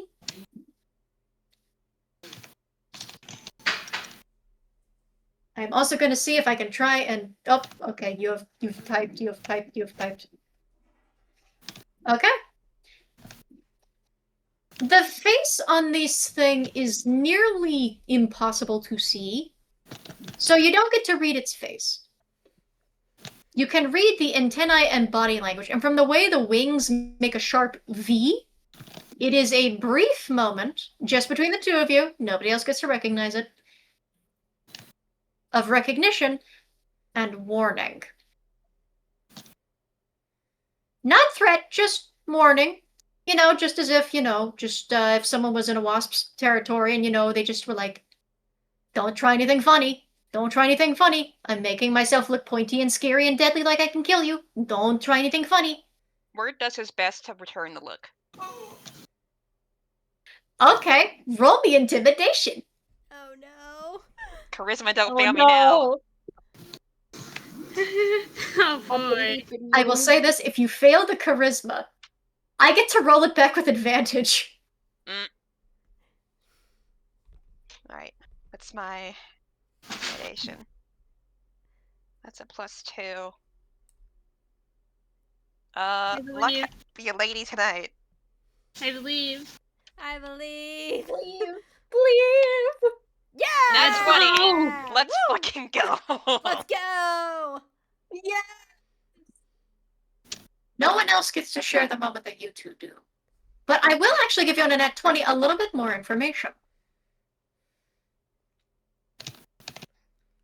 It is microphone. Hey, bud. Thank you. Yeah. There we go.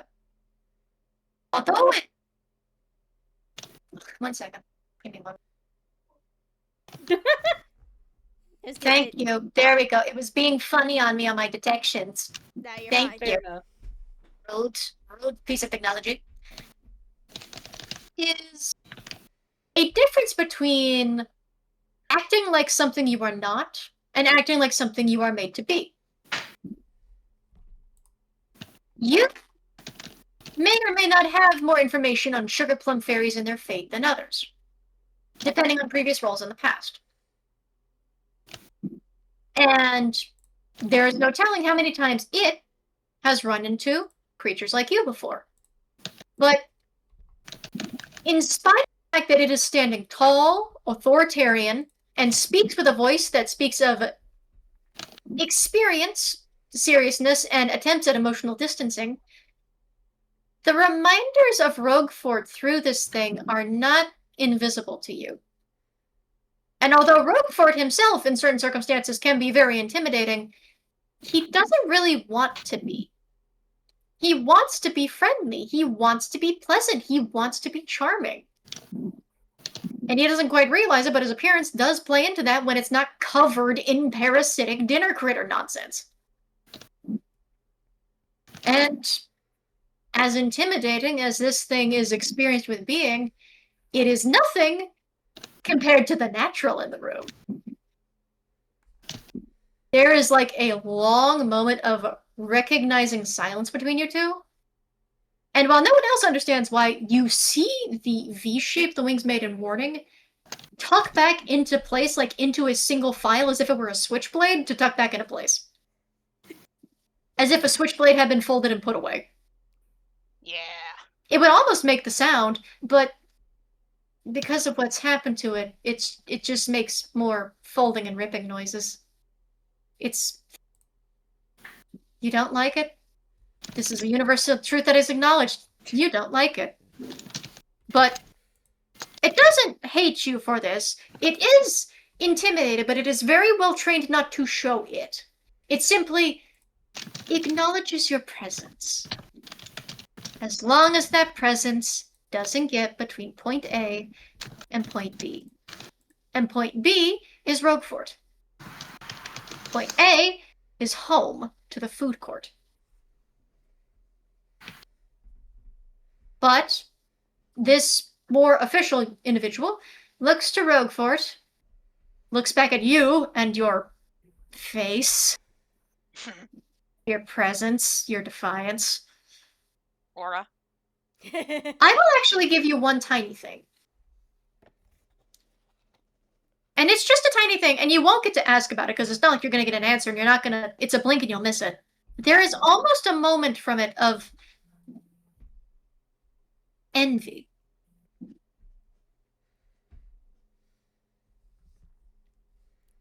Just that split-second moment.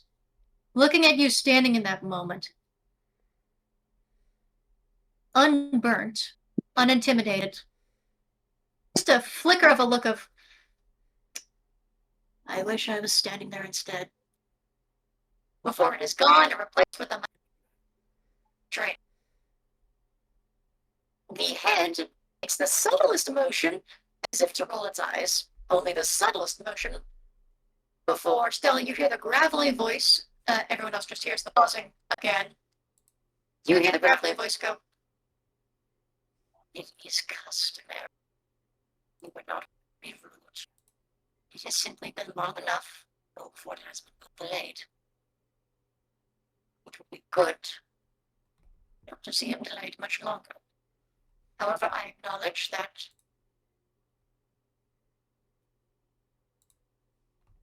one's health. Oh, you're cutting And out a lot. Yeah, I kind he of turns got to it. Roguefort. Essentially, he's turning to Roguefort and he's saying, it's fine. All right. You may have one drink. Singular. One. He holds up a finger as if he's holding up a knife. And it's not like he's even meaning to, it's just the motion that's made. Very well. If you would, the tea, we will set up the tea set. Yeah. Mad Lab. Are you just making one cup? You do have enough for two, but the issue is you don't know who to feed the second one to, or if you want to save it. So Yeah. Yeah, you're we still just do it. you are still Still very- making the tea. You're just deciding if you want to spend the second cup now or later. I Do we want to give it to the other wasp in the room? I don't think that's a good idea. Yeah, I'm not very sure if that's a good idea also. Though tempted, but I'm gonna go with my gut feeling. It's probably maybe not the best, maybe. I don't know Maybe though. give the other cup to Coco. I don't know. Would you like to know your options? What These are our options have- options? These options have a significant impact. Option A. Roguefort's swarm. Option B. The official-looking wasp guard. Option C. Literally any of the replacements standing outside. Option D. Saving it for a rainy day. My vote is on one of the replacements. I mean, This is a really hard decision because it's only like a one-use thing. yeah, that's. I know, but that's my vote. I kind of want to I save just want to it put for. that on the table.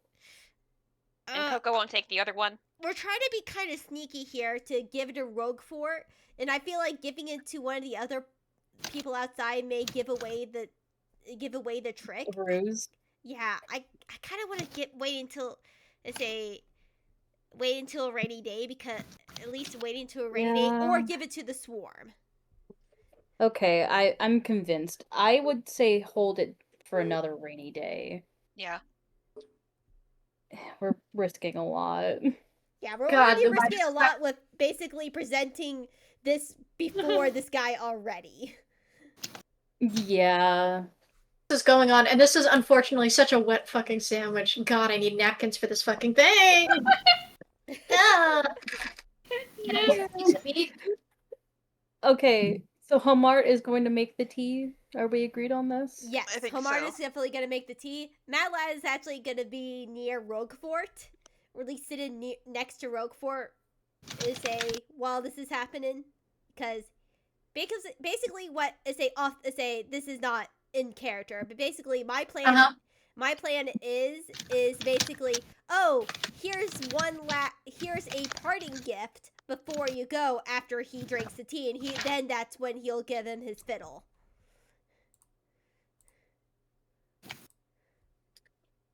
It's a good plan. I'm going to be right back. I'm going to wash this hand and also get a shit ton of napkins for when I do want to handle that sandwich, because good God, that is sopping wet. That's fair enough. I don't think Stella's gonna do better, because I just rolled for how she's doing constitution wise, and oh boy, I love that she has a negative modifier to her constitution. She just rolled a modified to 2. Oh no, baby. Having a minor panic attack, and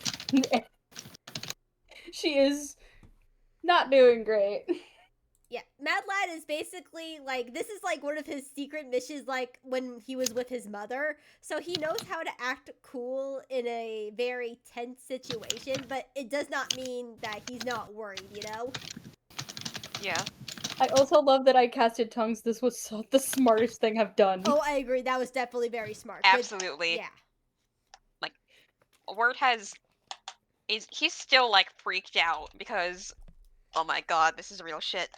But now he's like locked in. It's like, okay, so I'm real now. Yeah, Mad I Lad can is just also like, understand the dinner critters as well. yeah, and yeah, it's just like Mad Lad is also like, we literally came in in the nick of time, and almost too close for comfort.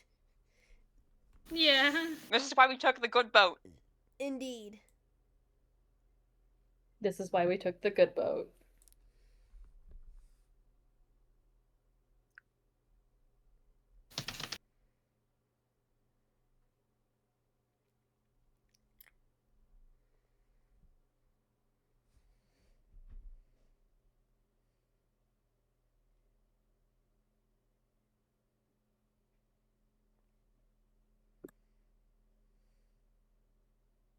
Although I am very scared as to what their reaction will be to Rumford finally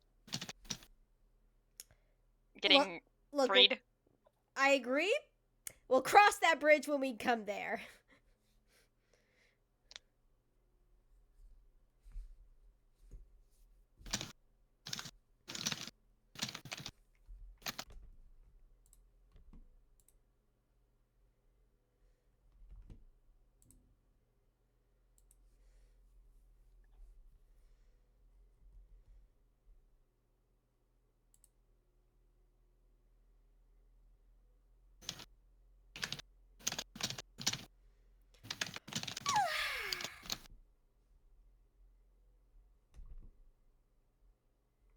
Oh yeah, did anyone see the trailer for the new Pokemon generation? Yes. No, Yeah. I took note of it. Ugh. So, which starter is your favorite? Fire, water, or grass so far? Fire. Water. Yeah, fire, honestly, too. I like water. I'm more of a plant guy, but I really like the water starter this time.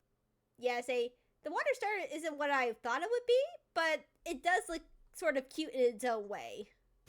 Yeah.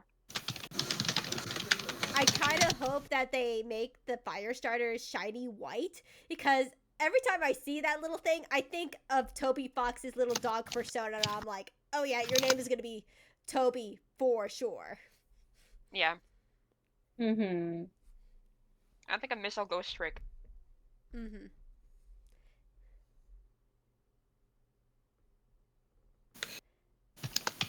Little popper. Yeah. I'm also really curious what the legendaries are gonna be for the box. The box legendaries are gonna be this time. Yes. Yeah. Do we haven't got like expressing like I'm back. any idea what the name might be. No, You won't. and I You won't. Oh my god. I don't think so, and I don't think I've heard anything about what this region is based off of either. Hi, Mikey. Hi, Mikey. Have you made your final decision on whether you're going to use or save the second cup of tea? I believe we're saving. We're saving. Yeah, we're saving it. Okay. A little butterfly appears in the corner of your minds. This decision will be remembered and will have impact further down the line. Oh boy. Look, Oh, I thank knew you. this- Look, I knew this already. Oh, you knew this. Yeah, You're not I gonna have thought any idea what's going to happen now, but sure. I do have a question while this is happening. Do the dinner critters at all talk? Because Stella can't understand them. Okay, so here's the thing about the dinner critters. A couple of other characters figured it out early on. If you use speak with animals, you can actually understand them, Yeah. Oh, but only speak with animals. Yeah. dang. This was figured out in an earlier point that Otto, as controlled by Spiffy, and other characters figured out how to use and so communicated with the dinner critters in limited degree. Yep. For the most part, the dinner critters to them seemed a hive mind, but there were some individual voices that seemed to stick out as unique or uniquely concerned for Roguefort. Anyway, I guess my other thing while this is happening. Belle, quote unquote, fake Ollie over here. If anyone would like to insight check to see if they recognize the disguise. I think I Mad want to see. I think Lad would, out of curiosity. I'm going to insight this devil. Yeah, we're just doing the same because, like, Oh, Stella, honey. Her panic attack is making her hyper aware of everything. I rolled a natural 20. Okay, I got a 12. So, I mean, Mad Lad before probably. it got a 7. Yeah. Okay, so I'm just gonna say it.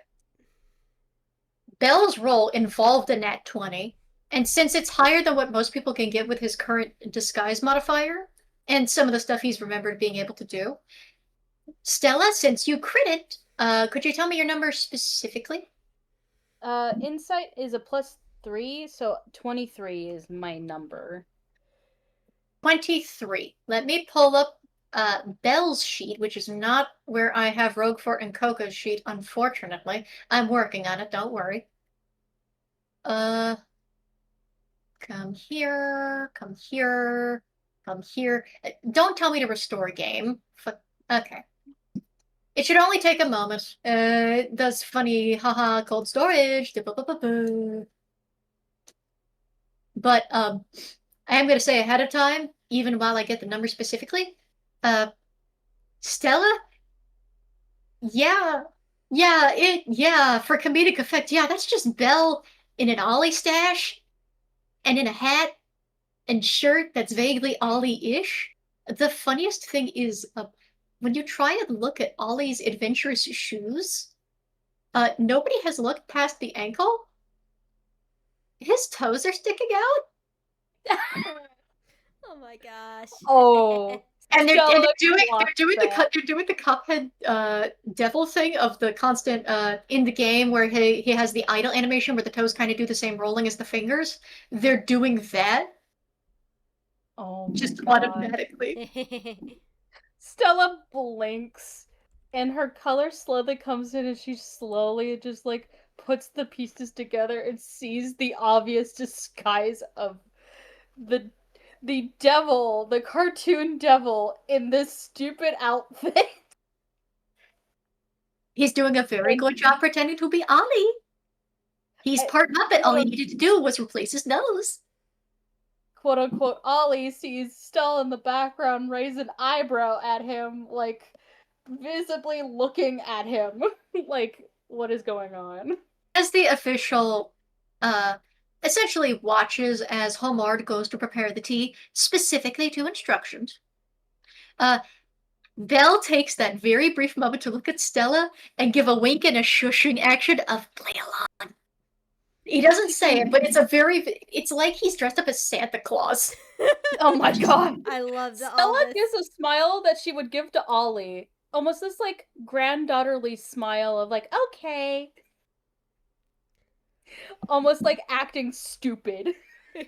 Okay, so Belle's modifier would have been, because he also rolled the net 20, funny enough, would have been 27 you had to beat. Oh my god. Damn. But Marshall, since you net 20, even though your initial number does not beat 27, I'm giving you the rule of cool this time because it's funny. Yeah. It's a comedy bit. It's rule of funny. It's real funny. The one tune out of this entire party, it would be Stella. The other funny thing is, no one has noticed it yet. The hat is just hiding the fact his ears are pointy. So his ears only look round on the basis of they've kind of pushed the points of his ears in and pretended to make them look round. It doesn't look like it should be comfortable, but it's just because he's part Muppet born. It's a normal part of the disguise. I need Belle to understand that Stella's absolutely telling poetry this. Yeah, no, unfortunately he's not going to be able to avoid that, but hey, he's doing very good here, and he gets a favor from Milford for this. She doesn't know this now. So, Homard, you have very specific instructions to follow. Yeah.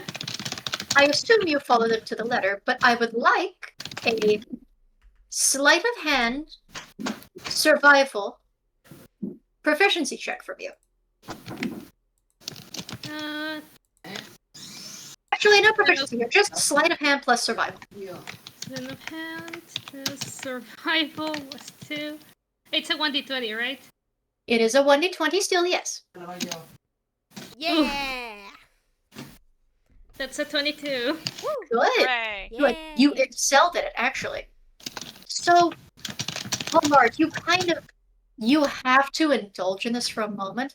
The smells emanating from this as the tea is steeping are smells you have not been able to experience, again, in part because most of the ingredients have been extinct.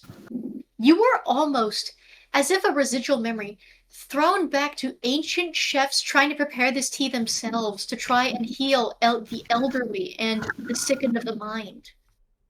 You can even imagine, in the deepest pits of your mind's eye, a clever, wild-haired individual with his Phrygian cap, perhaps imbibing of such a root himself. Wink, wink. Yeah. The moment is gone as quickly as it comes, but this is an experience not many chefs get to enjoy. You kind of just have to soak it in for a minute. You've made a perfect curry. You are excelling with this tea. It honestly smells so good, you're almost tempted to take a sip yourself and have to physically restrain yourself. It smells almost dessert-like, but not in an overly sweet fashion. In that inviting, succulent, sweet way where, you know, you've had a marathon, like you've done a lot of exercise in the day, and you smell something that makes your cravings go up. It's like that. It's like when you're dehydrated and you want water. It's that, but a tea. Mm-hmm. But eventually, the brew is finished. You take it off the fire. Now, you can choose to do one of two things. There was a fun little note actually left for from Cersei, just for funsies. You can either strain what remains into a drain. It's not going to be salvageable to try and use for alchemy. That's left in like a little addendum note in case anyone tries to save the extinct, like, dried bits. It's not going to be bothered. Or If you leave the debris in, one can use it for unusually accurate tea leaf reading. If one has experience in tea leaf reading. Yeah, I don't know. Do we have anybody that can use that? Oh, you can save just it. read poetry. Poetry You can definitely save knows it. how to do that. Poetry can also read it, but you can save it. Remember, you do have second cup. And most of those tea leaves tend to gravitate toward the bottom, so the second cup will have more of that to, you know.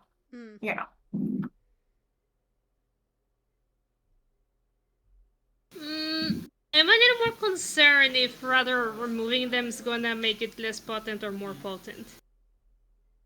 No, removing the leaves doesn't do anything to the potency of the drink. Alright. All that is of the specific instructions is that Roguefort needs to drink his entire cup. I'll keep them in then. Okay. You decide to leave the tea unstrained, natural, if you will. What kind of tea set do you serve it in? What kind of sets do we got? Why don't you make one up? Okay. How about a nice china with some like flowery motifs on it? Similar to what they were using before, I can see it. For actually, you notice every party kind of looks mutually delighted by the smell, and as much as Ollie's doing a very good job of acting like Ollie, he does have to straight up and kind of resist cooing a little because he does love tea time. He is a, even though he is not actually a British bastard, he does love tea time. It must be said.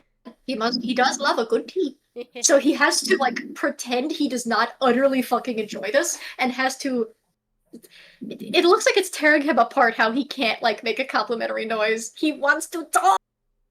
Oh, he hates being quiet. Oh, he hates it. Oh, emotional damage. He's actually curious about it because he doesn't immediately recognize what you've made, nor does the other fairy.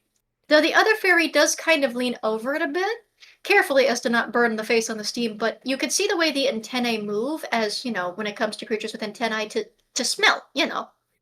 And the body language only microscopically, just microscopically, relaxes a little. It's smoky, it's sweet, it's a little spicy. It's holy moly. And you pour out one full little floral teacup for Roguefort, who holds it as daintily as a prince. Pinky out and everything. Even though he doesn't have pinkies, the gesture's there. Mm-hmm. The perfectly made tea kettle, the perfect kettle spout.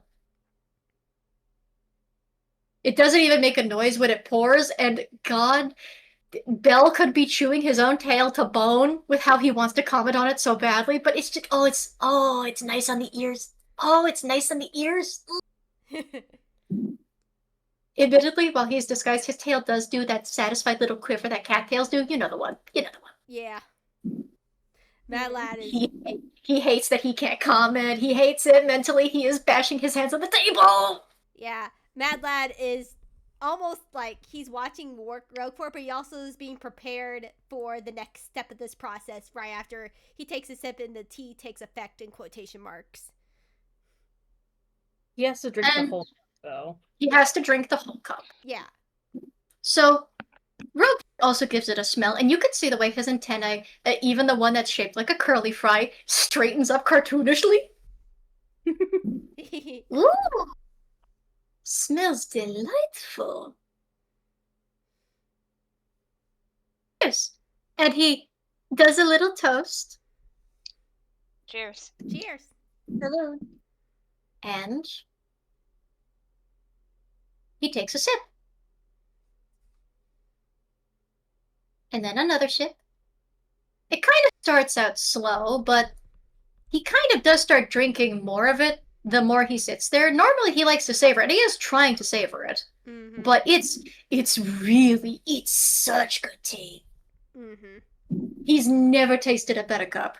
So he's trying his best to remain dignified, but part of him kind of wants to down it like a shot, and that's not the way you drink it. That's not how you do it. No, I get that all too well. It's like, it's so good you don't want to, like, quickly sip it. Now, as he drinks it, you notice his dinner critter's form comes out of the ethereal plane and becomes solid. The whole swarm, not just part of it. Every single dinner critter. Mm-hmm. All bunched together, and a few of them are looking at Roguefort very strangely. You actually see Samunda and Charzushi, who are his big Dragon Roll Sushi Mega Maki based dinner critter pals, I say in air quotes, kind of side-eyeing it. You didn't think any of them would seem aware of the situation, but it's sort of a slow build of suspense, as if they're wondering what's going on, as if they're processing, and you don't think they're that smart. They can't be that smart. They're not. They're bugs. Mad They're Lad just is Mad Lad. bugs. Sorry, you go. Of course, you have your bug, and you know your bug is very smart, but they're like small bugs, you know? This is They true, just but look Mad Lad is still like eyeing them in suspicion and say just making sure nothing weird happens. He's like, yes, technically. Oh no, unfortunately, that's inevitable. The weird is about to start, actually.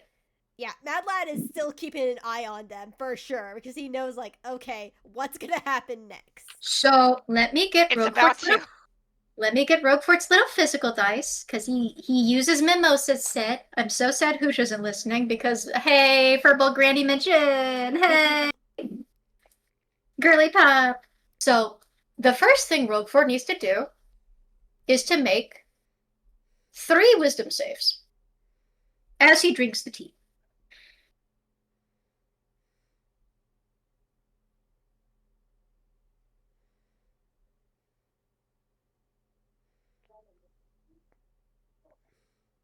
The first one, and if anybody wants to write down the numbers, you can. It's okay. His first roll, where is your fucking sheet? There's your sheet. Is a 17. Time for his second wisdom roll. Gotcha.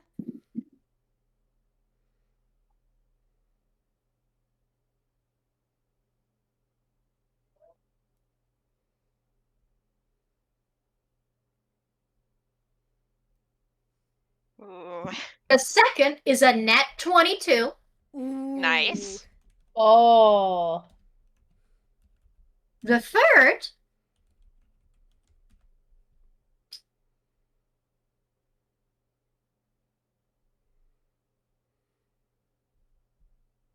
is another nat 20. Oh Damn, my okay. gosh, 2 nat 20s. Damn. He's keeping it Okay. together. Yeah. So I get to make this next roll with advantage, and this is not a d20 roll, this is a d100 roll. Oh. I really hope that these rolls are good things. Mm-hmm.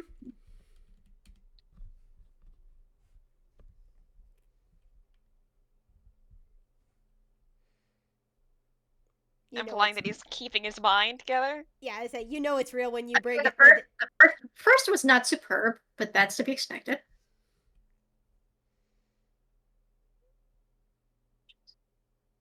I was gonna say, it gets real when you bring out the D100s.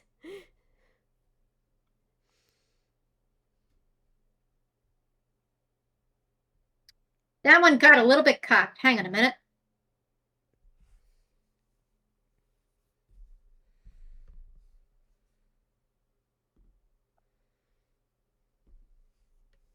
Okay.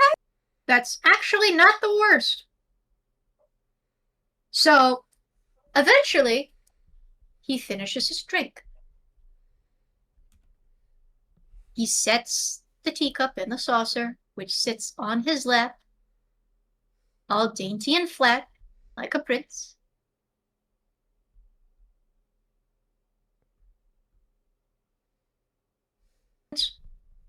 The difference isn't immediately noticeable, not with him, anyway. But you do kind of blink and you miss it. If anybody wants to, you could start rolling perception checks. Let's see if you notice the elephant in the room. Yes. Yes. Yes, indeed. Don't tell me your number immediately, by the way. Oh. Oh. Perception. Oh, that's not right roll. I wanted to write a number, not Okay. Great. Oh my gosh, we both got it. Okay, Let's go. so I'm going to start going in order. Homard. I got a 4. Okay, to be fair, you're a lot more focused on the T and on Roquefort. Makes sense. Makes sense. You don't notice. Word. Natural 20 plus 1. Marshall. That is a 18. Okay. And Winona. A natural 20 plus 3. Okay. So, it's a little blink and you miss it from Marshall. Homard doesn't notice it in the slightest. I'm not going to actually roll for Coco because she is going to be dead focused on her dad. She's not going to see it at all, which is not going to be great. Because it's kind of blink and you'll miss it. It kind of happens every time you blink. Every time you blink, you kind of swear that Semunda and Charzushi are getting bigger Oh. and bigger and bigger. But their growth is silent. There's no, like, groaning. There's no sound effects. There's nothing like skittering or crawling. It's almost as if they just, like, you don't know if they gain more segments or if they just start expanding. But the way they look at Roquefort looks, I will say with Mad Lad's look, there's a little bit of a different thing between the two of you based on Mad Lad, your experience with draconic creatures, even though these are, like, bugs and not dragons. Yeah. I mentioned it to you for a very specific reason, but not the reason you're thinking. Okay. So, word. They're looking at Roquefort at first with confusion, then shock, and then you, being in the Feywild, have kind of learned to read things that don't have mouths or eyebrows based on a little bit of feeling. And outrage. You have not seen them with an expression of anger. You don't know how it changes based on their googly-eyed faces. Though one of their faces is a little different than the other in a weird way that's not normal for the dinner critters. Mad Lad. Uh-huh. You're the only one who sees it in the way the lighting has shifted ever so slightly. Mm-hmm. In one of the Dragon Roll Sushi's eyes, rather than it being purely that pure black round goofy bouncing pupil, Mm-hmm. You see that the black within it slims to an angry lizard thin, Yep. showing that the previously round black area is the same color as that particular blue dragon you let Roquefort kill. And you realize, at the very last second, Roquefort is not the only one that got something out of that. Although you don't see it on any of the critters, which is very weird for a grand total of 5 seconds, until the differences get to be too much to bear. As the critters, well, not the other critters, just the dragon sushi rolls, start approaching the size of the actual Mega Maki. If you've ever played Bug Snacks and you've I been know to what boss you fight, mean. I know they're what massive. you mean. Oh, jeez. So As they're starting to get bigger, there's a split second you don't get to react. This is all happening at once. God damn it. You see Roquefort's eyes open from being closed and almost zen as he processes. And for the first time, his googly eyes do not bounce. They do not, like, go wide and dilate. They lock the fuck in and focus. And as one of them seems to lunge for him, even though it doesn't have a mouth, you watch in slow motion as he ducks down with the grace of a ballerina, and the attack misses. The Dragon Roll Sushi, Samunda specifically, because it missed the lunge, launches forward and bashes itself into a nearby wall, And because of the fact this is funny haha toon logic, you wouldn't think it would damage the treehouse. But when it hits the wall, you hear an audible groan and crack from the wood of the treehouse. Everyone clear out. Before you can actually move anywhere, you feel Roquefort's arms snare around you. And you hear the swiftness of wings as you are flown at what feels like light speed away. It feels like you've suddenly gotten on a jet. Everything happens at once. Everyone clamors and floods. The swarm that's on the ground, the swarm that isn't growing in size, starts scrambling, nervous, afraid, but they have to follow their leader, and the thing is, their leader isn't Roquefort anymore. I would assume that. I think I know who the leader is now, but please continue. As much as one of those poor little dinner critters, as much as that little white strawberry wishes it was Roquefort, it's Samunda and Charzushi, the twin dragon rolls. And as everyone hurries out, the other black wasp figure dodges another maneuver. He tries to make a swing with a black saber you didn't see him wielding before. And with an adept experience that shows they're used to being hunted, you watch as the segments of like the little Salminis and Samunda, the Salminis are like the little mini Maki, separate to allow the blade to pass through without actually separating the hole. Oh yeah, that is Before very cool. bashing into the thing's face and stunning it, and then moving past it, because they don't care about the guards. Fuck the guards. Their king is getting away.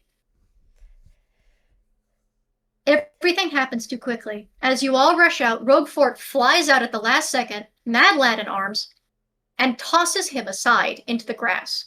Well, I say grass. The truth is, it's been snowing outside since you got back. And in a thunderous roar, the wall of the treehouse that supported the poor mimic door shatters into pieces. The mimic door is unfortunately instantly killed by this, by the way. There is no more mimic door. It will be normal after this. Fair enough. But still, There is a squealing cry as the poor door would have tried to hold it back, but it cannot hold back the force of the dragon roll sushi. As the dinner critters break out of the wall, and what happens next happens in frames. And for some of you in slow motion, but for others of you in an instant. Roquefort tries to draw his blade and turn to strike. One of the Dragon Roll Sushi opens something they should not have. A mouth. Dinner critters are made to be eaten. They are not made to eat. They are not made to bite. They are not made to hurt. They are made to invite, to invoke, to be eaten and propagate. One of them opens their now gargantuan mouth, and in slow motion frames, Roquefort's eyes widen and the jaws snap shut around his head and neck, stopping just above his shoulders. Shit. And before you can turn, they fly past you with the force of a freight train and into the sky. Oh. What did we do? As you look at the gigantic hole in the wall of the treehouse, the now very deceased mimic door. So sorry, buddy. You were not keeping that. Ike said you couldn't keep it. It had to die at some point. I'm so sorry. I know. And, hey, do you remember that gif I told you was a hint toward the cliffhanger? About that cliffhanger. I look at the little, the little bracelet from the Raven Queen. We are ending this game here. You don't get to decide what you do next. This is where it ends. With Roquefort's body being carried in the mouth of one of his former Dragon Roll Sushi dinner critters into the distant horizon, faster than you can follow. And above, as they start to fly away, a thunder snowstorm starts to follow in their wake. I'm going to roll something real quick. It is going to be an odds or evens with his physical dice. Odds, he drops it, knowingly, and evens, he's stuck holding on to it for dear life.